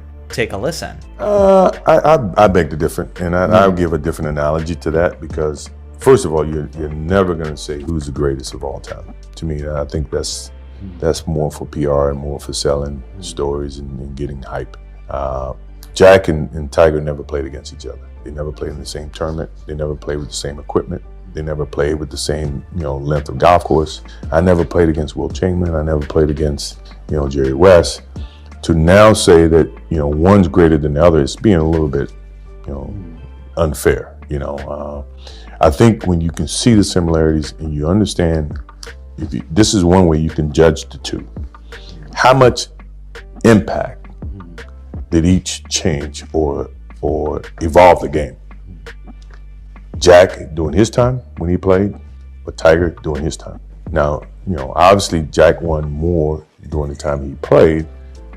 Tiger evolved it to where it was, it crossed a lot of different boundaries, where it's not just a white guy's sport. The black guys, Afro-American, all the minorities play the game. And you play at a level to where it generated so much interest financially that it grew the game from a financial standpoint. Now, does that constitute him being the greatest, or does that mean he's any less than Jack? I think is unfair. Yeah, Jack probably has 18 majors and Tiger's got 14. And I think those are when, that's how people are judging certain things. I won 6 championships. Bill Russell won 11. Does that make Bill Russell better than me and make me better than him? No, because we play at different eras. So when you try to equate who's the greatest of all time, it's an unfair parallel. It's an unfair choice. And I think, those are the demons that, obviously Tiger had to live with, and he's going to be challenged and he's going to be graded upon that. But for me, I think they're both great. I would never say one is greater than the other. That's me. That's my opinion. Okay. Again, this take is ironic because nobody fights harder for their GOAT candidate than Jordan fans do. But make no mistake, Jordan isn't the only player who doesn't entertain the discussion. In an interview in March of 2019, Kobe explained his thoughts on people comparing greats to one another, and this is what he had to say. It's hard for people to believe, but I really don't care. I moved on. So you have a career, you do the best you can with the 20 years I was very fortunate to play, and then you shelf it, you're done. You move on to the next thing. So now I'm focused on these next 20 years. And so those debates are entertaining, I'm sure. And, it's fun for people to engage in those. But for me personally, it doesn't matter. So when everyone gets into is LeBron better than Kobe, whatever it is, and you hear it, you can't not hear it. You have no reaction. Sure. No, I think the best way to explain it is I typically do not engage in things that I cannot definitively win. You know what I'm saying? Sure. It's argument. Argue for what? If you agree with these perspectives from Michael Jordan and Kobe Bryant, then you basically agree that the GOAT conversation is ridiculous altogether. The thing is, not every GOAT candidate holds the same viewpoint and approach. Years ago, LeBron famously got the basketball world in a frenzy when he made this statement about himself. That one right there made me the greatest player of all time. For so many reasons. I was super ecstatic to win one for Cleveland because of the 52-year drought. I was ecstatic. Obviously, I showed that the first wave of emotion was y'all, everyone saw me crying. That was all for 52 years of everything in sports going on in Cleveland. And then after I stopped, I was like, that one right there made you the greatest player of all time. Everybody was just talking how they were the greatest team of all time. They was the greatest team ever assembled. And for us to come back, the way we came back in that fashion, I was like. Now here's the thing. When LeBron made this statement, it initially seemed to do him more harm than good, as seemingly everyone began to take aim at him for his confident viewpoint.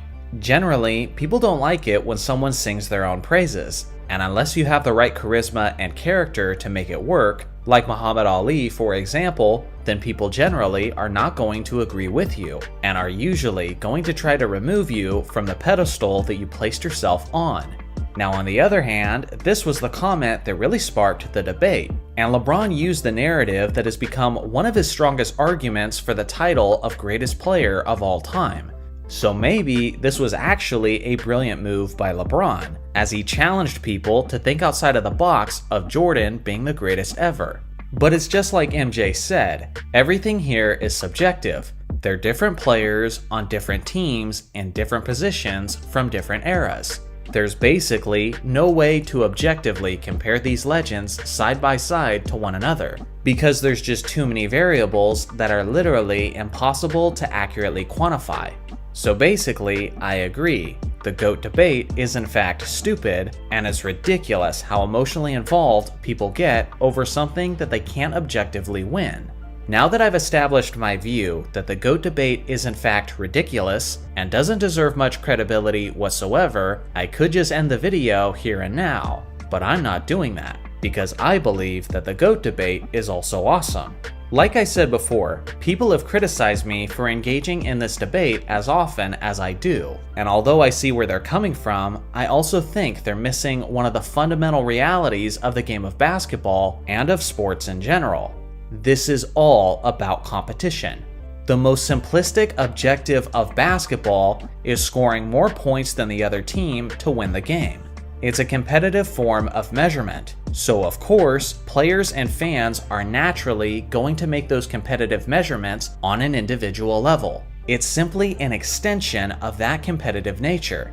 As much as Michael Jordan and Kobe Bryant want to act like they're above these comparisons, to a certain extent, these are debates they've also engaged in at one point or another. In 1997, at the ceremony of the 50 greatest players of all time, multiple witnesses have claimed that they saw Michael Jordan and Wilt Chamberlain having an extensive debate on which one of them was better. In 2012, at the Drew League, Kobe engaged with a fan, claiming that he was above Michael Jordan on the all-time list. And another legend, Bill Russell, has never been shy about making his case above Wilt Chamberlain and Michael Jordan. Just because these guys don't say it in front of a mic at a press conference doesn't mean they don't think it, they don't believe it, and it doesn't mean they don't argue it privately. You can make the point that this discussion is pointless, and there can ultimately be no victor. But let's be real, we're competitive guys, and we're still gonna try. In my mind, basketball lore isn't all that different from superhero lore. In reality, you'll never see Superman fight Goku, yet we'll try to argue who would win. In a similar fashion, you'll never see Michael Jordan go up against LeBron James, but we'll still try to argue who would win. Face it, without these conversations, the game and the community is just a lot less enjoyable in general. But I will say this, if I have one bit of advice for the GOAT discussion, it would be to just remember, like Kobe said, there cannot possibly be an objective winner. So don't foolishly attach your emotional state to it. It's truly not worth that much of your energy. And if it is something that goes as far as affecting your mental health or how you treat others, then maybe it's time for some reflection, and considering the fact that maybe you've taken this a bit too far. So what do you guys think? What is your take on the GOAT discussion? And as a bonus question, who would win, Superman or Goku? Let me know your thoughts in the comment section below. Every legend of the game had to start somewhere. Some immediately let the world know how great they were, while others left a lot to be desired. So how did your favorite player start his career? Today, we're looking at the Day 1 rookie performances from the NBA GOAT candidates. According to my personal NBA GOAT series, there are a total of 9 GOAT candidates: Wilt Chamberlain, Bill Russell, LeBron James, Magic Johnson, Larry Bird, Kareem Abdul-Jabbar, Tim Duncan, Kobe Bryant, and Michael Jordan. Let's start with Magic Johnson. It came on October 12, 1979, in a road game against the San Diego Clippers. Magic wasn't immediately running the show as the official point guard, as the Lakers star Norm Nixon still held that official position. With that being said, you could still immediately see Magic's style and his excellent point guard tendencies, regardless of the fact that he was starting at the 2 spot. Offensively, Magic had one of the all-time great debut performances as he dropped 26 points, 8 rebounds, 4 assists, and 4 blocks on 47.6% shooting. But it was the captain, Kareem Abdul-Jabbar, who had the final say, as he hit this iconic skyhook shot as time expired, winning the game 103-102, and the 20-year-old Magic celebrated like they just won the NBA championship. Interestingly enough, as good as Magic was on offense, he was much worse on defense, as he was torched by the Clippers' World B. Free, who dropped 46 points, 7 rebounds, 5 assists, and 7 steals on 65.5% shooting. Magic never went on to be an all-time great defensive player, but fortunately, he did improve quite a bit after this evening. To follow up Magic, we've got to take a look at Larry Bird. Larry's debut game also came on October 12, 1979, and what was simply an incredible day in the NBA. It may seem hard to believe, but there was once a time where Larry had to earn his minutes, although it certainly didn't last very long, as he efficiently filled up the stat sheet in only 28 minutes, with 14 points, 10 rebounds, and 5 assists on 50% shooting. Unfortunately, there is very limited footage available of this game online. But what you need to know is that Larry was his usual Larry self, and his Celtics got the W over the Houston Rockets 114-106. Next, we'll take a look at Kareem Abdul-Jabbar, who at the time was still named Lou Alcindor, but out of respect, I'll still refer to him as Kareem. This debut game was on October 19, 1969, in a home matchup against the Detroit Pistons.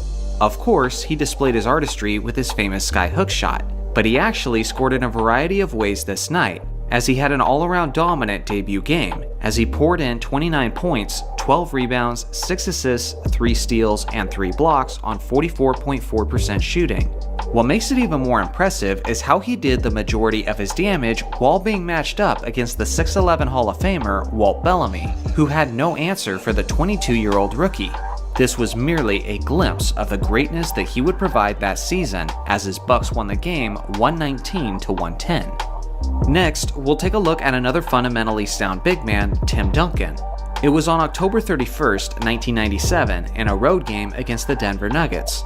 Coming out of Wake Forest, Duncan was one of the most NBA-ready players that the league has ever seen, as his skills, confidence, and maturity was well beyond his youth.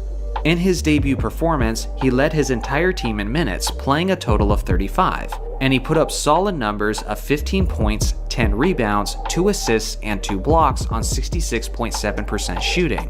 It may not have been as explosive as Kareem's debut, but Duncan's consistency and reliability on both ends of the court was immediately noticeable after just one impressive performance, and as a result, his Spurs won the game with a score of 107-96. Next up, we'll take a look at the extremely young Kobe Bryant. It was on November 3rd, 1996, in a home matchup against the Minnesota Timberwolves. Now, unlike many of the other GOAT candidates on this list, Kobe was a bit of a slow bloomer and wasn't having a strong impact as soon as he joined his team. Part of that was the fact that he was fresh out of high school, but the other part was due to his coach Del Harris not giving him nearly as many minutes as the veteran players. The young Mamba only played a total of 6 minutes. He took 1 shot and he missed it, and had 1 rebound and 1 block to go along with it. I could drag this on, but to put it simply and concisely, the debut of the Mamba was nothing like the assassin that we would eventually know. His Lakers did ultimately win the game with a score of 91-85. Let's take it way back in time and look at who many people consider as the first GOAT candidate, Bill Russell. His debut performance came on December 22, 1956, in a matchup against the St. Louis Hawks. Interestingly enough, St. Louis was actually the team that first drafted Russell, before they traded him to the Celtics, and Russell wouldn't take long to haunt them for that decision. In this debut game, Russell scored 6 points and snagged 16 rebounds and 1 assist on 3 of 11 shooting from the field. Unfortunately, we don't have his defensive numbers on this night, but as usual, he dominated the boards and got the win as he typically does, with a final score of 95-93. How about his rival, Wilt Chamberlain? His first game was on October 24, 1959, against a team he frequently abused throughout his career, the New York Knicks. Wilt didn't just dominate New York on this evening, but he arguably had the greatest debut performance of all time, as he put up 43 points, 28 rebounds, and 1 assist on 63% shooting from the field. Even right out of the gates, Wilt was playing all 48 minutes. The Knicks tried to defend Wilt with a rotation of the 6'8 Charlie Tyra and the 6'11 Ray Felix, but neither were an answer for him, as the 23-year-old rookie had his way with the New York defense. Obviously, his blocks and steals were not tracked during this era, otherwise this rookie game may have been even more impressive. Next is LeBron James. His first game came on October 29, 2003, in a road matchup against the Sacramento Kings. I'm sure many of you remember watching this game live, just like I did, as LeBron was almost certainly the most hyped draft selection that the league has ever seen. And what's quite astonishing is that even as an 18-year-old kid, he lived up to the moment, as he provided plenty of highlights and played solid basketball throughout, putting up 25 points, 6 rebounds, 9 assists, and 4 steals on 60% shooting. For some people who were pessimistic about his ability to live up to the hype, their doubts were immediately squashed after this monstrous display. Regardless of his terrific play, this rookie game went down as the only loss on this entire list, as the Kings ultimately won the game with a score of 106-92. Last on my list of GOAT candidates is Michael Jordan. MJ's first game was on October 26, 1984, in a home matchup against the Washington Bullets. The craziest part about this debut game is Jordan's career nearly ended just as it was getting started, as he had this terrible fall during a dunk attempt. If the angle of his landing had just been slightly different, it could have been a devastating injury to his arm or neck. Remarkably, Jordan not only stayed in the game, but he played 40 minutes on the evening, recording a stat line of 16 points, 6 rebounds, 7 assists, 2 steals, and 4 blocks on 5 of 16 from the field. It was certainly not his most efficient night, but even at this point, the Chicago crowd could certainly recognize his one-of-a-kind athleticism and potential. His Bulls ended up winning the game with a final score of 109-93. So now it's your turn. Of all the games listed on the screen, which one of these debut performances did you find the most impressive or surprising? Let me know in the comments section below. Every legend reaches its end, but not all finales are created equal. Some legends rode off into the sunset with their heads held high in triumph, while others left the game with just a whimper, wondering if they should have called it quits sooner. Today, we're looking at the greatest basketball artists of NBA history as we analyze their farewell performances and see if any closed out their careers with a masterpiece. Let's start with the one who most recently retired, Tim Duncan. His final game was on May 12, 2016 in Game 6 of the Western Conference Semifinals against the Oklahoma City Thunder. Famously, Duncan aged gracefully throughout his NBA career, so closing it out with a solid performance didn't come as a surprise. We knew there was a chance that Duncan could retire at the end of that season, but I honestly thought he would be sticking around, as he didn't get the appreciative send-off like Kobe did. With that being said, there are worse ways to go out, as Duncan put up a solid 19 points, 5 rebounds, and 1 block on 50% shooting from the field. Not only was San Antonio one of the oldest teams in the league, but Duncan himself had just recently turned 40 years old, and the much younger Oklahoma City Thunder took full advantage, as they closed out the series in commanding fashion with a final score of 113-99. Next, we'll take a look at the Celtics legend Larry Bird. Bird's farewell performance came on May 17, 1992, in Game 7 of the Eastern Conference Semifinals against the Cleveland Cavaliers. At this point, Bird's athletic body was deteriorating fast, as he was now 35 years old and had been dealing with severe back problems for roughly half a decade. Not only that, but Magic Johnson's HIV announcement and absence from the league took a major toll on Bird's sense of motivation, which resulted in Larry deciding to hang it up when he still believed he had some game left in the tank. Due to his chronic back issues, Larry missed roughly 4 of the games that series, but he did play in the deciding 7th game. Larry had a modest contribution, but an efficient one, as he dropped 12 points, 5 rebounds, and 4 assists on 6 of 9 shooting from the field. It wasn't nearly enough, as the talented Cavs closed out the series with a blowout, as the final score was 122-104. To follow up Larry legend, of course, we've got to take a look at his rival, Magic Johnson. His final game came on May 2, 1996, in Game 4 of the first round against the Houston Rockets. Although Magic retired after the 1991 finals when he had his HIV announcement, he did actually return for a portion of the 95-96 season. His 4th-seeded Lakers were up against the 5th-seeded and 2-time defending champion Rockets. Magic actually played quite well in his first 3 games of that series, but unfortunately, the 4th game was his worst, as he finished with just 8 points, 5 rebounds, and 5 assists on 2 of 8 shooting from the field. He also had 4 turnovers in his 30 minutes of playing time. Ultimately, Hakeem Olajuwon and the Rockets were just too much, as they eliminated Magic's Lakers with a final score of 102-94. Next, we'll take a look at the captain, Kareem Abdul-Jabbar. His last game was on June 13, 1989, in Game 4 of the NBA Finals against the Detroit Pistons. This wasn't just a rough game, but a rough series for both Kareem and his Lakers. If they had won this series, it would have given him 7 rings as he rode off into the sunset. But instead, the superior Detroit Pistons swept the Lakers as Los Angeles was dealing with a multitude of injuries, including a hamstring injury to their best player, Magic Johnson. Kareem was known for aging gracefully throughout his career, but on this night, the 42-year-old center just didn't have it, as he was contained to only 7 points, 3 rebounds, and 3 assists on 2 of 8 shooting from the field.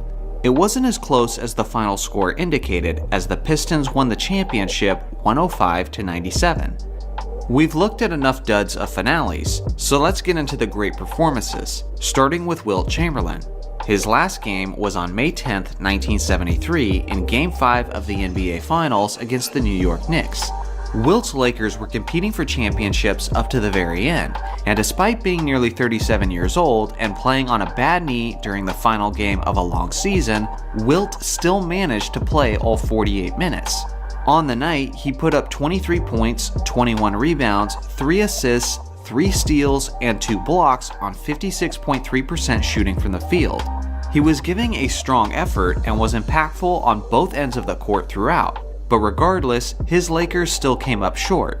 Given how many times Wilt destroyed the Knicks throughout his career, it did seem a bit like poetic justice that they got the last laugh, as they won the championship with a final score of 102-93. How about his rival, Bill Russell? Russell's final game was on May 5, 1969, in Game 7 of the NBA Finals against the Los Angeles Lakers. Bill ended his career the same way he played it, winning Game 7s with a clutch effort. He played all 48 minutes and led his team in both assists and rebounds, as he put up 6 points, 21 rebounds, and 6 assists on 2 of 7 shooting from the field. It was a classic battle with the entire fourth quarter available on YouTube. Unfortunately, since it's only the fourth quarter, I can't count how many total steals and blocks he achieved. But even from just the fourth quarter alone, you can see his dominant impact and influence defensively. It's important to remember that not only was Russell leading his team on the court, but he was also the acting head coach, making him the only player coach to lead his team to a championship. If that's not a legendary way to go out, then I don't know what is. Next, we'll take a look at Michael Jordan. Michael's final game was on April 16, 2003, in a road matchup against the Philadelphia 76ers. Obviously, Jordan already had the perfect storybook ending, but that itch to play again was just a little too strong. Instead, his final game was in the regular season, and it was far from his best performance, as he pitched in 15 points, 4 rebounds, and 4 assists on 40% shooting from the field. It was mostly mid-range baskets from MJ, but he did manage to get one last finish at the rim. The game was a blowout in favor of Allen Iverson and the Sixers, to such a point that it was basically over by the third quarter. Due to this, Jordan only played 28 minutes in the game, and the crowd was chanting his name as he was on the bench, since they wanted to see him play more. The final score was 107-87 in a bittersweet ending for his airness. Lastly, we'll take a look at what's becoming the most famous farewell, Kobe Bryant's. This game was on April 13, 2016 against the Utah Jazz. The Lakers were 16-65 at the time they were entering this matchup, but you wouldn't know it considering how hyped Staples Center was on this evening. In his 20th season, Kobe was having a terrible year from an efficiency standpoint, as he was shooting a league worst 35% from the field. But a motivated Kobe would exceed expectations for the occasion. Now this game is pretty highly debated concerning how impressive his performance actually was. After all, the Mamba did have to take 50 shots to score his 60 points, although he did make 44% of those shots. For me, the most impressive part of that night was his finish, as he made his final 5 difficult shots and led his Lakers back from a double-digit deficit when there was only 3 minutes remaining. If Kobe misses any one of those clutch shots down the stretch, he probably loses his final game. With that being said, not every moment was totally legitimate competition. My favorite part was when Kobe completely and blatantly shoved Gordon Hayward away, so he could get some space to get the ball for his final free throws. Kobe's smart. He knew that no matter how badly he shoved Hayward, there's no way the refs are blowing that whistle in that situation.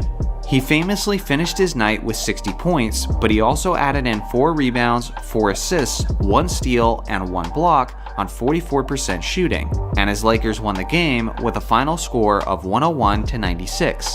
After making this video, I think it's pretty clear just how special and rare a farewell like this actually is.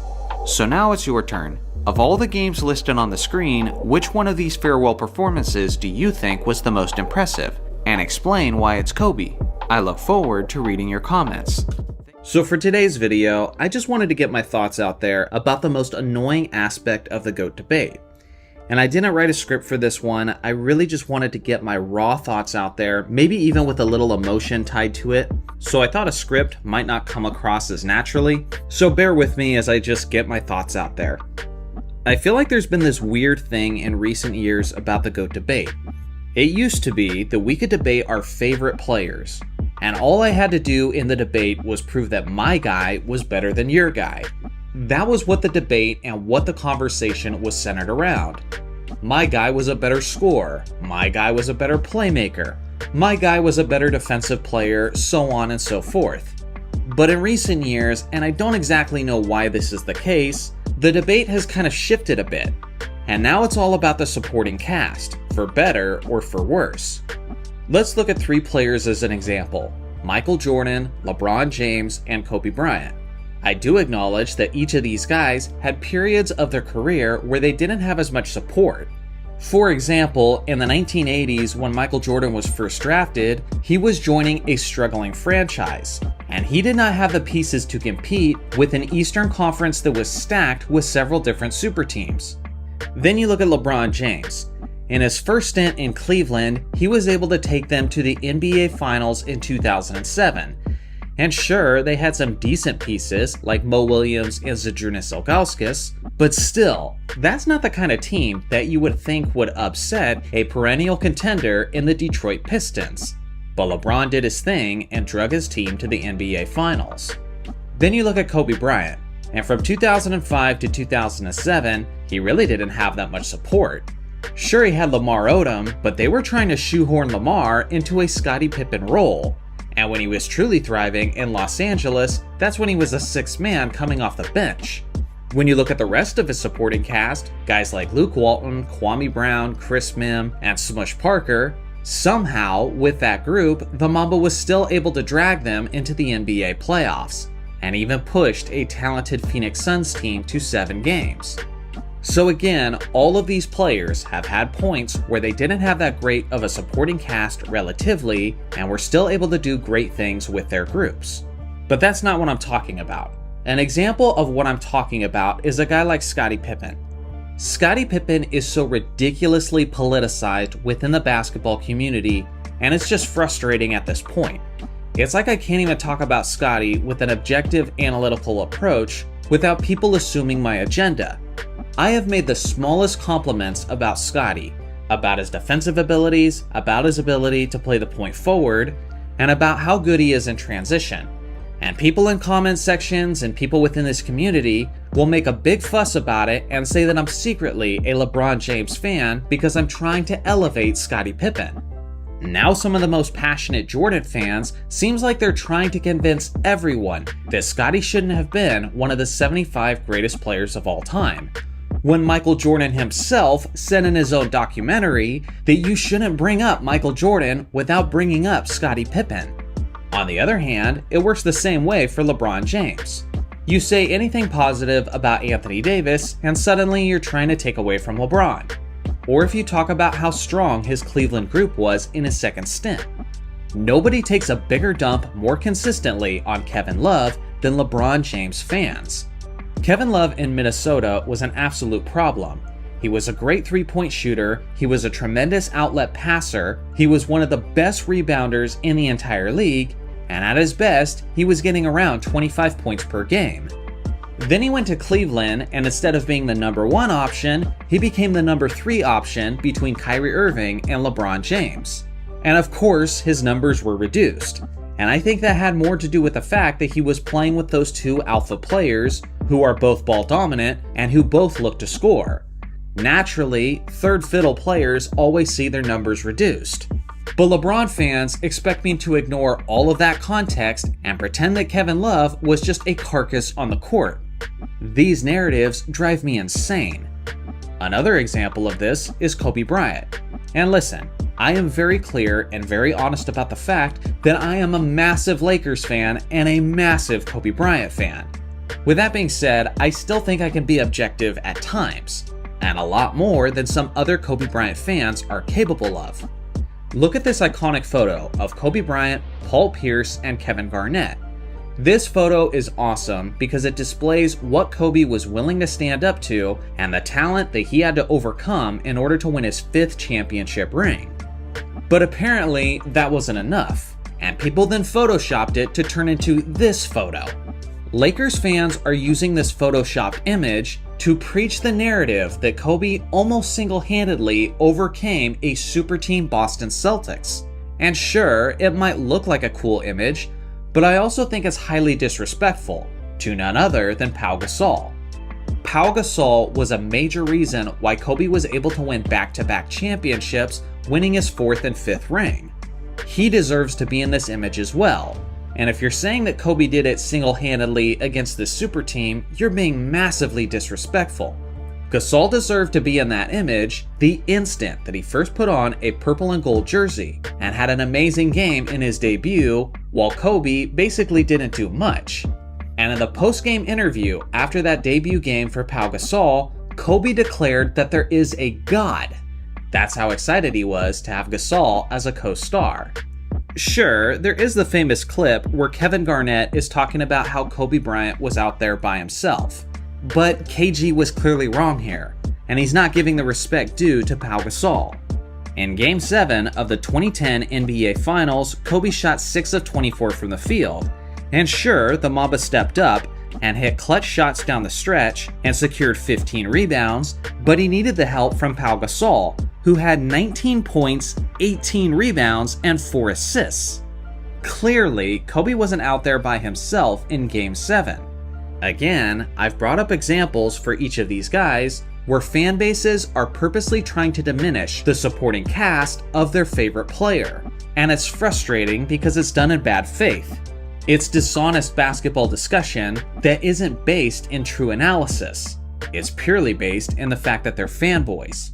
But that's just one side of the coin. Now you get the complete opposite. For example, LeBron James fans will try to exalt Scottie Pippen, and I've even seen some people claiming that Scottie Pippen was the second best player in the entire league when he was on the Chicago Bulls. And I'm telling you, anybody who was old enough to be watching basketball in the 1990s wasn't thinking that back then. Guys like Charles Barkley, Isaiah Thomas, David Robinson, Patrick Ewing, and Akeem Olajuwon are all guys who were seen as well ahead of Scottie Pippen. Scottie was a great player in many aspects, but one of the ways he wasn't as impressive was his scoring. At his peak, he was averaging about 22 points per game, and he was never the best at creating opportunities for himself. But again, that doesn't fit the narrative. And in order to make Michael look small, we have to elevate Pippen as close to his level as possible. The same thing happens with Kobe and LeBron. People say all the time that Pau Gasol should have been the MVP in the 2010 NBA Finals, even when the numbers don't back that up, and even when Kobe was the clear leader of that team. People say that Anthony Davis should have been the Finals MVP in 2020, even though the numbers don't back that up, and even though he clearly wasn't the leader of the squad either. This might just end up falling on deaf ears. But basically what I'm doing is pleading people to have more honest conversation when talking about the greats of NBA basketball. The quickest way you lose my respect as a basketball fan is to try to diminish other players in order to exalt your favorite player. Everybody should recognize at this point that basketball is a team sport. There's nothing shameful about admitting that a great player needed help to win a championship. Everyone does. So with that being said, I'm going to ask you guys to do something in the comment section below. Give me an example of when another guy stepped up and helped your favorite player look better in the process. I look forward to hearing your suggestions in the comment section below. Today's video is pretty straightforward. Although people almost universally agree that these legends are the greatest basketball players to ever live, I still believe there are certain aspects of their game that is very underappreciated. Today, I want to place a spotlight on those underrated aspects, which for one, should have some value for basketball education, but I also think this information can help equip you better when debating your list of the greatest players of all time. So without further ado, let's get into it. First off, Michael Jordan. To me, the most underrated aspect of Michael Jordan's game was definitely his shot blocking. If MJ isn't the greatest shot blocking guard in the history of the game, then he's certainly in the top 3. On defense, Michael was a very sneaky and intelligent player who could read a defense and respond accordingly as the help defender. Combine that with his insane quickness, agility, and leaping ability, and you have the recipe for an all-time great shot blocking wing. MJ has the most blocks by a guard in a single season, which was a total of 131 in the 87-88 season, and unsurprisingly, that was the season he won the Defensive Player of the Year. Not only is he first on the all-time list, but he's also in the second spot as he blocked 125 shots in the 86-87 season. When people argue between Michael Jordan and LeBron James, this is an aspect that usually goes under the radar.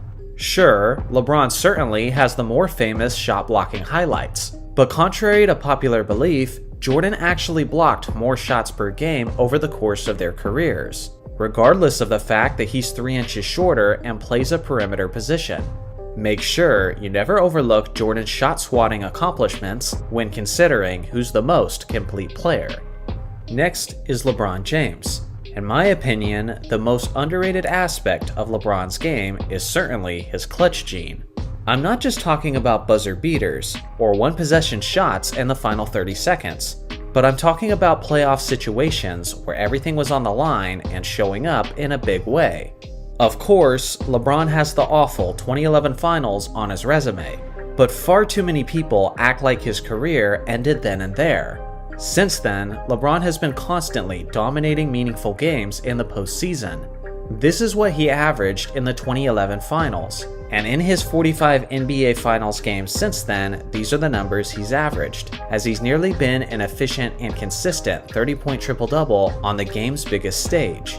Throughout his career, LeBron has played a total of 8 Game 7s, and in those games, he's averaged 34.9 points, 9.9 rebounds, and 5.6 assists on 48.7% shooting. With a minimum of 3 Game 7s played, that is the highest Game 7 scoring average in NBA history.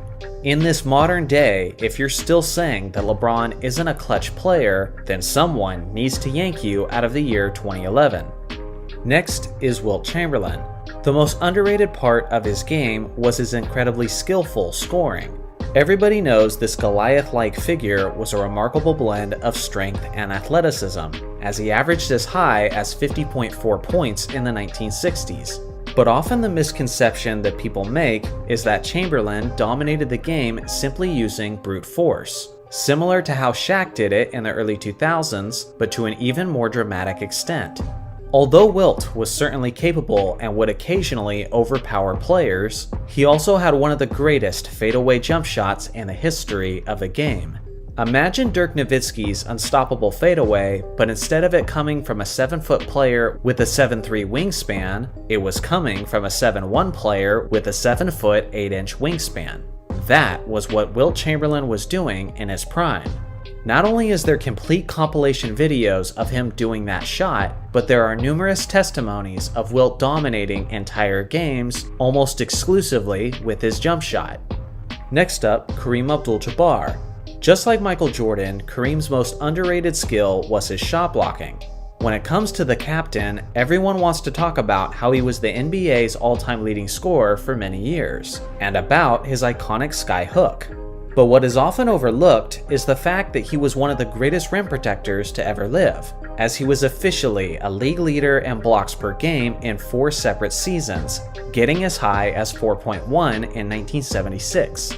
Not only did Kareem used to be the NBA's all-time leading scorer, but he should be the league's all-time leader in blocked shots as well.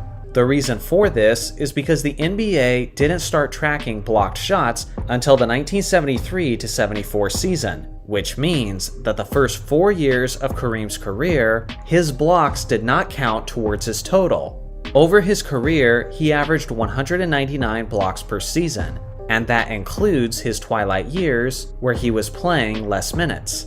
So even by a conservative estimate, Kareem presumably would have been the all-time leader over Hakeem Olajuwon. With that being considered, I'm very comfortable suggesting that this is a part of his game that doesn't get enough shine. Next, let's take a look at Magic Johnson, whose most underrated skill was his ability to score at will. Magic was a savant with the basketball, as he's arguably the greatest passer that the game of basketball has ever seen. This was his bread and butter, and he's famous for being the successful, flashy leader of the Lakers' Showtime offense. There's no question that Magic's natural preference was being a distributor. But with that being said, Magic could have been a leading scorer whenever it was necessary. He was very reliable with his back to the basket, as he used his size over the smaller guards to be a fantastic post scorer. He also had a very dependable baby hook shot, which he used frequently throughout his career. Magic had 6 games in his career where he scored at least 40 points, and specifically in the 1987 NBA Finals, he led all players in points, outscoring even the legendary Larry Bird and Kareem Abdul-Jabbar, as he averaged 26.2 points over the series while still getting 13 assists per game. The 89-90 season was the first year after Kareem Abdul-Jabbar's retirement, and because of this, Magic had to take on a heavier load as a scorer, and he did that extremely well. In the 1990 postseason, Magic averaged 25.2 points per game, which was the 3rd highest scoring average of all players in those playoffs, trailing only Michael Jordan and Patrick Ewing. If he wasn't so unselfish as a giver, he likely would have been one of the best scorers from the 80s. Of course, we gotta follow up Magic with Larry Bird. Honestly, it's hard for me to pick Bird's most underrated trait between his rebounding and his defense, but I think I'll have to give the slight edge to his defense. Now don't get me wrong, Bird was not a defender on the level of Dennis Rodman or Scottie Pippen. But at the same time, you wouldn't be wrong if you described him as one of the elite defenders of his era. A lot of people make the mistake of assuming Larry was a below-average defender, probably because on the surface level, he looks like a slow and unathletic player. But it couldn't be further from the truth. I would argue that hustle and effort are the most important qualities of an elite defender, and Bird played with both of those attributes every time he set foot on the court. He may not have had the quickest feet, but he had extremely quick hands, as he averaged an extremely impressive 1.7 steals over the course of his career, as he was regularly among the league leaders in steals per game. One of the most impressive performances in Bird's career was in 1985 against the Utah Jazz, when he nearly got a quadruple-double, pouring in 30 points, 12 rebounds, 10 assists, and a whopping 9 steals on 59% shooting. One other key detail, Larry didn't even play in the 4th quarter of that game, because it was a blowout. If Larry had stayed in the game, not only could he have got a quadruple-double, but he may have set the record for the most steals ever in a single NBA game. For his career, Larry made a total of 3 All-Defense teams, and he was 3rd overall in the Defensive Player of the Year voting in 1983. And even the defensively legendary Tim Duncan has never finished higher in the Defensive Player of the Year race than Larry Bird has. So if anyone ever makes it seem like Bird wasn't a good defensive player, quickly educate them on how little they know about basketball in the 80s. Next, let's take a look at Bill Russell. To me, easily the most underrated part of Russell's game was his leaping ability. For some reason, everybody talks about the incredible athleticism of Wilt Chamberlain, yet Bill Russell's jaw-dropping ability becomes somewhat of an afterthought. It's quite insane how 2 of the most athletically gifted centers in NBA history both conveniently played in the 1960s. Some of you may have not seen the clip where Russell is sprinting on a fast break, and then he jumps clear over the opposing defender on his way to converting the basket. This single play is evidence of his world-class leaping ability, and when I say world-class, I'm not being facetious. In 1956, Bill Russell participated in the West Coast Relay's high jump competition. In this contest, Bill cleared 6 feet 9.25 inches, which tied him for first place with Charlie Dumas. Russell could have went on to the Olympics that year, but instead, he decided to focus on his basketball career. The man he tied with, Charlie Dumas, went on to win the Olympic gold medal in the high jump competition. Luckily for him, he didn't have the insanely competitive Bill Russell going up against him. At the time, Track and Field News had Russell ranked as the 7th best high jumper in the world, and as the 2nd best high jumper in the United States. All of that absurd athleticism was packed into a 6 foot 10 inch frame. It's no wonder why he won so much. First off, Kobe Bryant. To me, the most underrated aspect of Kobe's game was his playmaking ability. Everybody knows that the Mamba's natural tendency was to shoot a high volume of shots. For goodness sake, even Kobe identified himself as a gunner on numerous occasions. Because of this, many people tend to overlook the Mamba's ability to create opportunities for others, as he was a far better passer than he's usually given credit for. Of the players who played primarily at the shooting guard position, Kobe has the second most assists in NBA history, trailing only James Harden. So it's not like he never passed the ball like many of his critics like to claim. Obviously, Kobe's longevity certainly helped in that department, as he had a 20-year career in the NBA. On several rare instances in Kobe's career, he displayed what he was capable of when he focused primarily on getting his teammates involved. In the early months of the Lakers' 2012 to 2013 season, the Lakers were struggling to find their chemistry and win basketball games. As an attempt to shake up the formula, Kobe was moved to the point guard position for a small stretch of games against Utah, Oklahoma City, and New Orleans. In those 3 games, Kobe put up stat lines of 14 points, 14 assists, and 9 rebounds, and then 21 points, 14 assists, and 9 rebounds, and then 14 points, 11 assists, and 8 rebounds. A more selective Kobe shot 59% from the field over that stretch, and the Lakers won all 3 games. In the post-game interview, he was asked how he would do if he always focused his energy on facilitating, and Kobe basically said that he believes he'd be the best point guard in the game.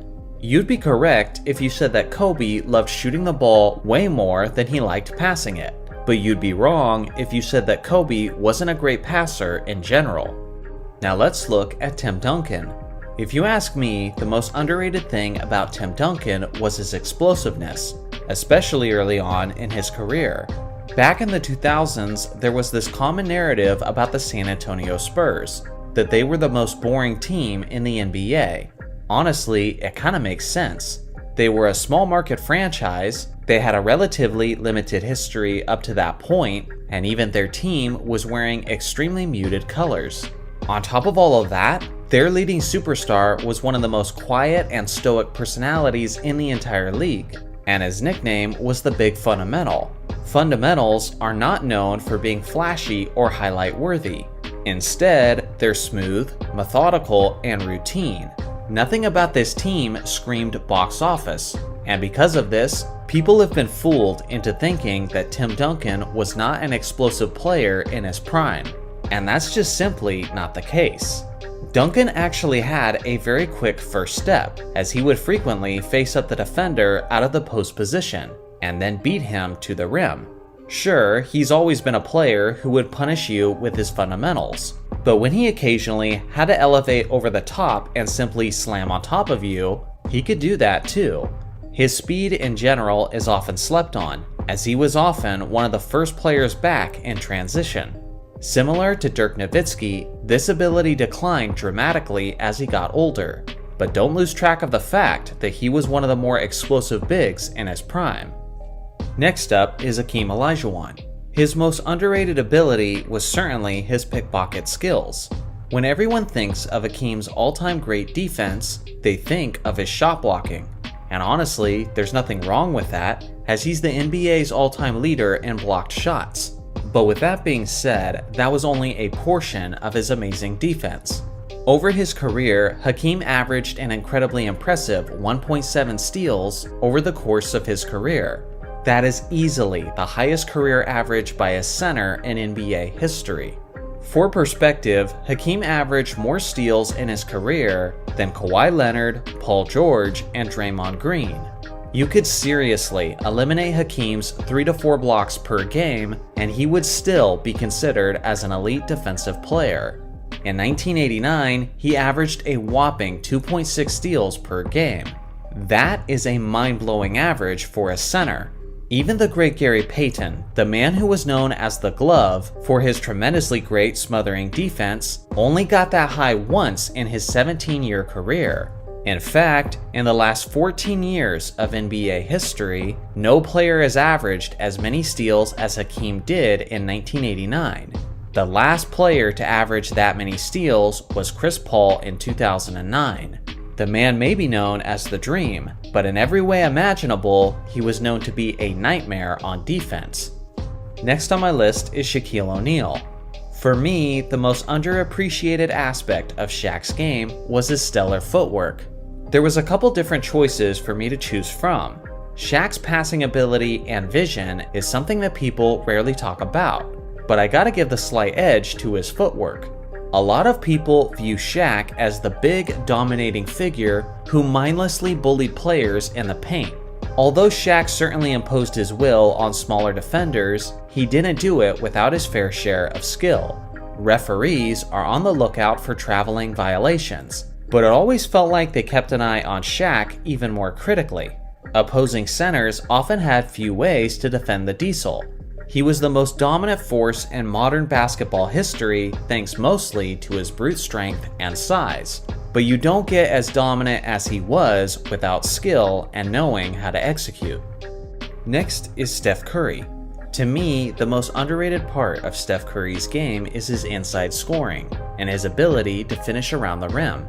Too many people act like Steph is nothing more than a glorified three-point shooter, and because of this, I've heard many peers say that he wouldn't survive in the 80s or 90s due to the punishing interior basketball. I strongly disagree. What people need to understand is that Steph is one of the best and most efficient inside scorers league-wide. Last season, within 3 feet from the basket, Steph made a remarkable 76% of his shots, and the only few guards who were ahead of him shot the ball significantly less. Even more powerful players like Giannis and LeBron, whose game highly emphasizes on getting to the rim, were only slightly more efficient than Steph Curry was inside of 3 feet. Curry was also more efficient in that zone than taller star players like Luka Doncic and Jason Tatum. His elite ball handling and perimeter shooting allows him to create space on the interior as well. So in a way, his greatest skill on the perimeter allows him to be a stronger threat on other areas of the court as well. Don't get it twisted, Steph is the greatest three-point shooter to ever live, but he's so much more than just that. Lastly, let's take a look at the logo Jerry West. The man known as Mr. Clutch was one of the greatest scorers of all time, in both the regular season and the postseason. But if you ask me, the most underrated part of his legacy was his defense as a whole. Somehow, West's dynamic two-way dominance is something that often goes below the radar. West wasn't just a quality defensive player, but he was one of the greatest defenders of all time. The man would suffocate opposing guards with his intense on-ball defense, and he was likely the best pickpocket of his era.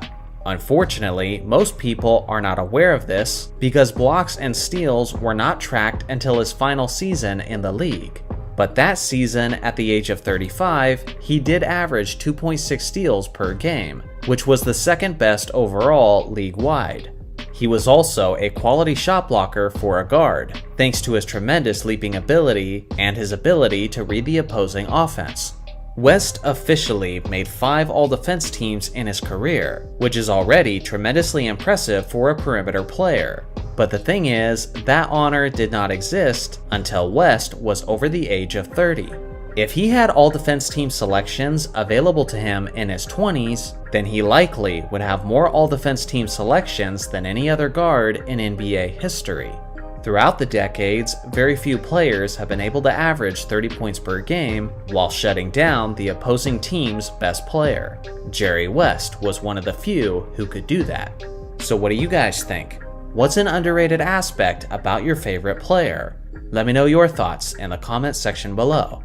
Thanks for watching as always, make sure to like and subscribe for more basketball content, and I'll see you guys in the next video.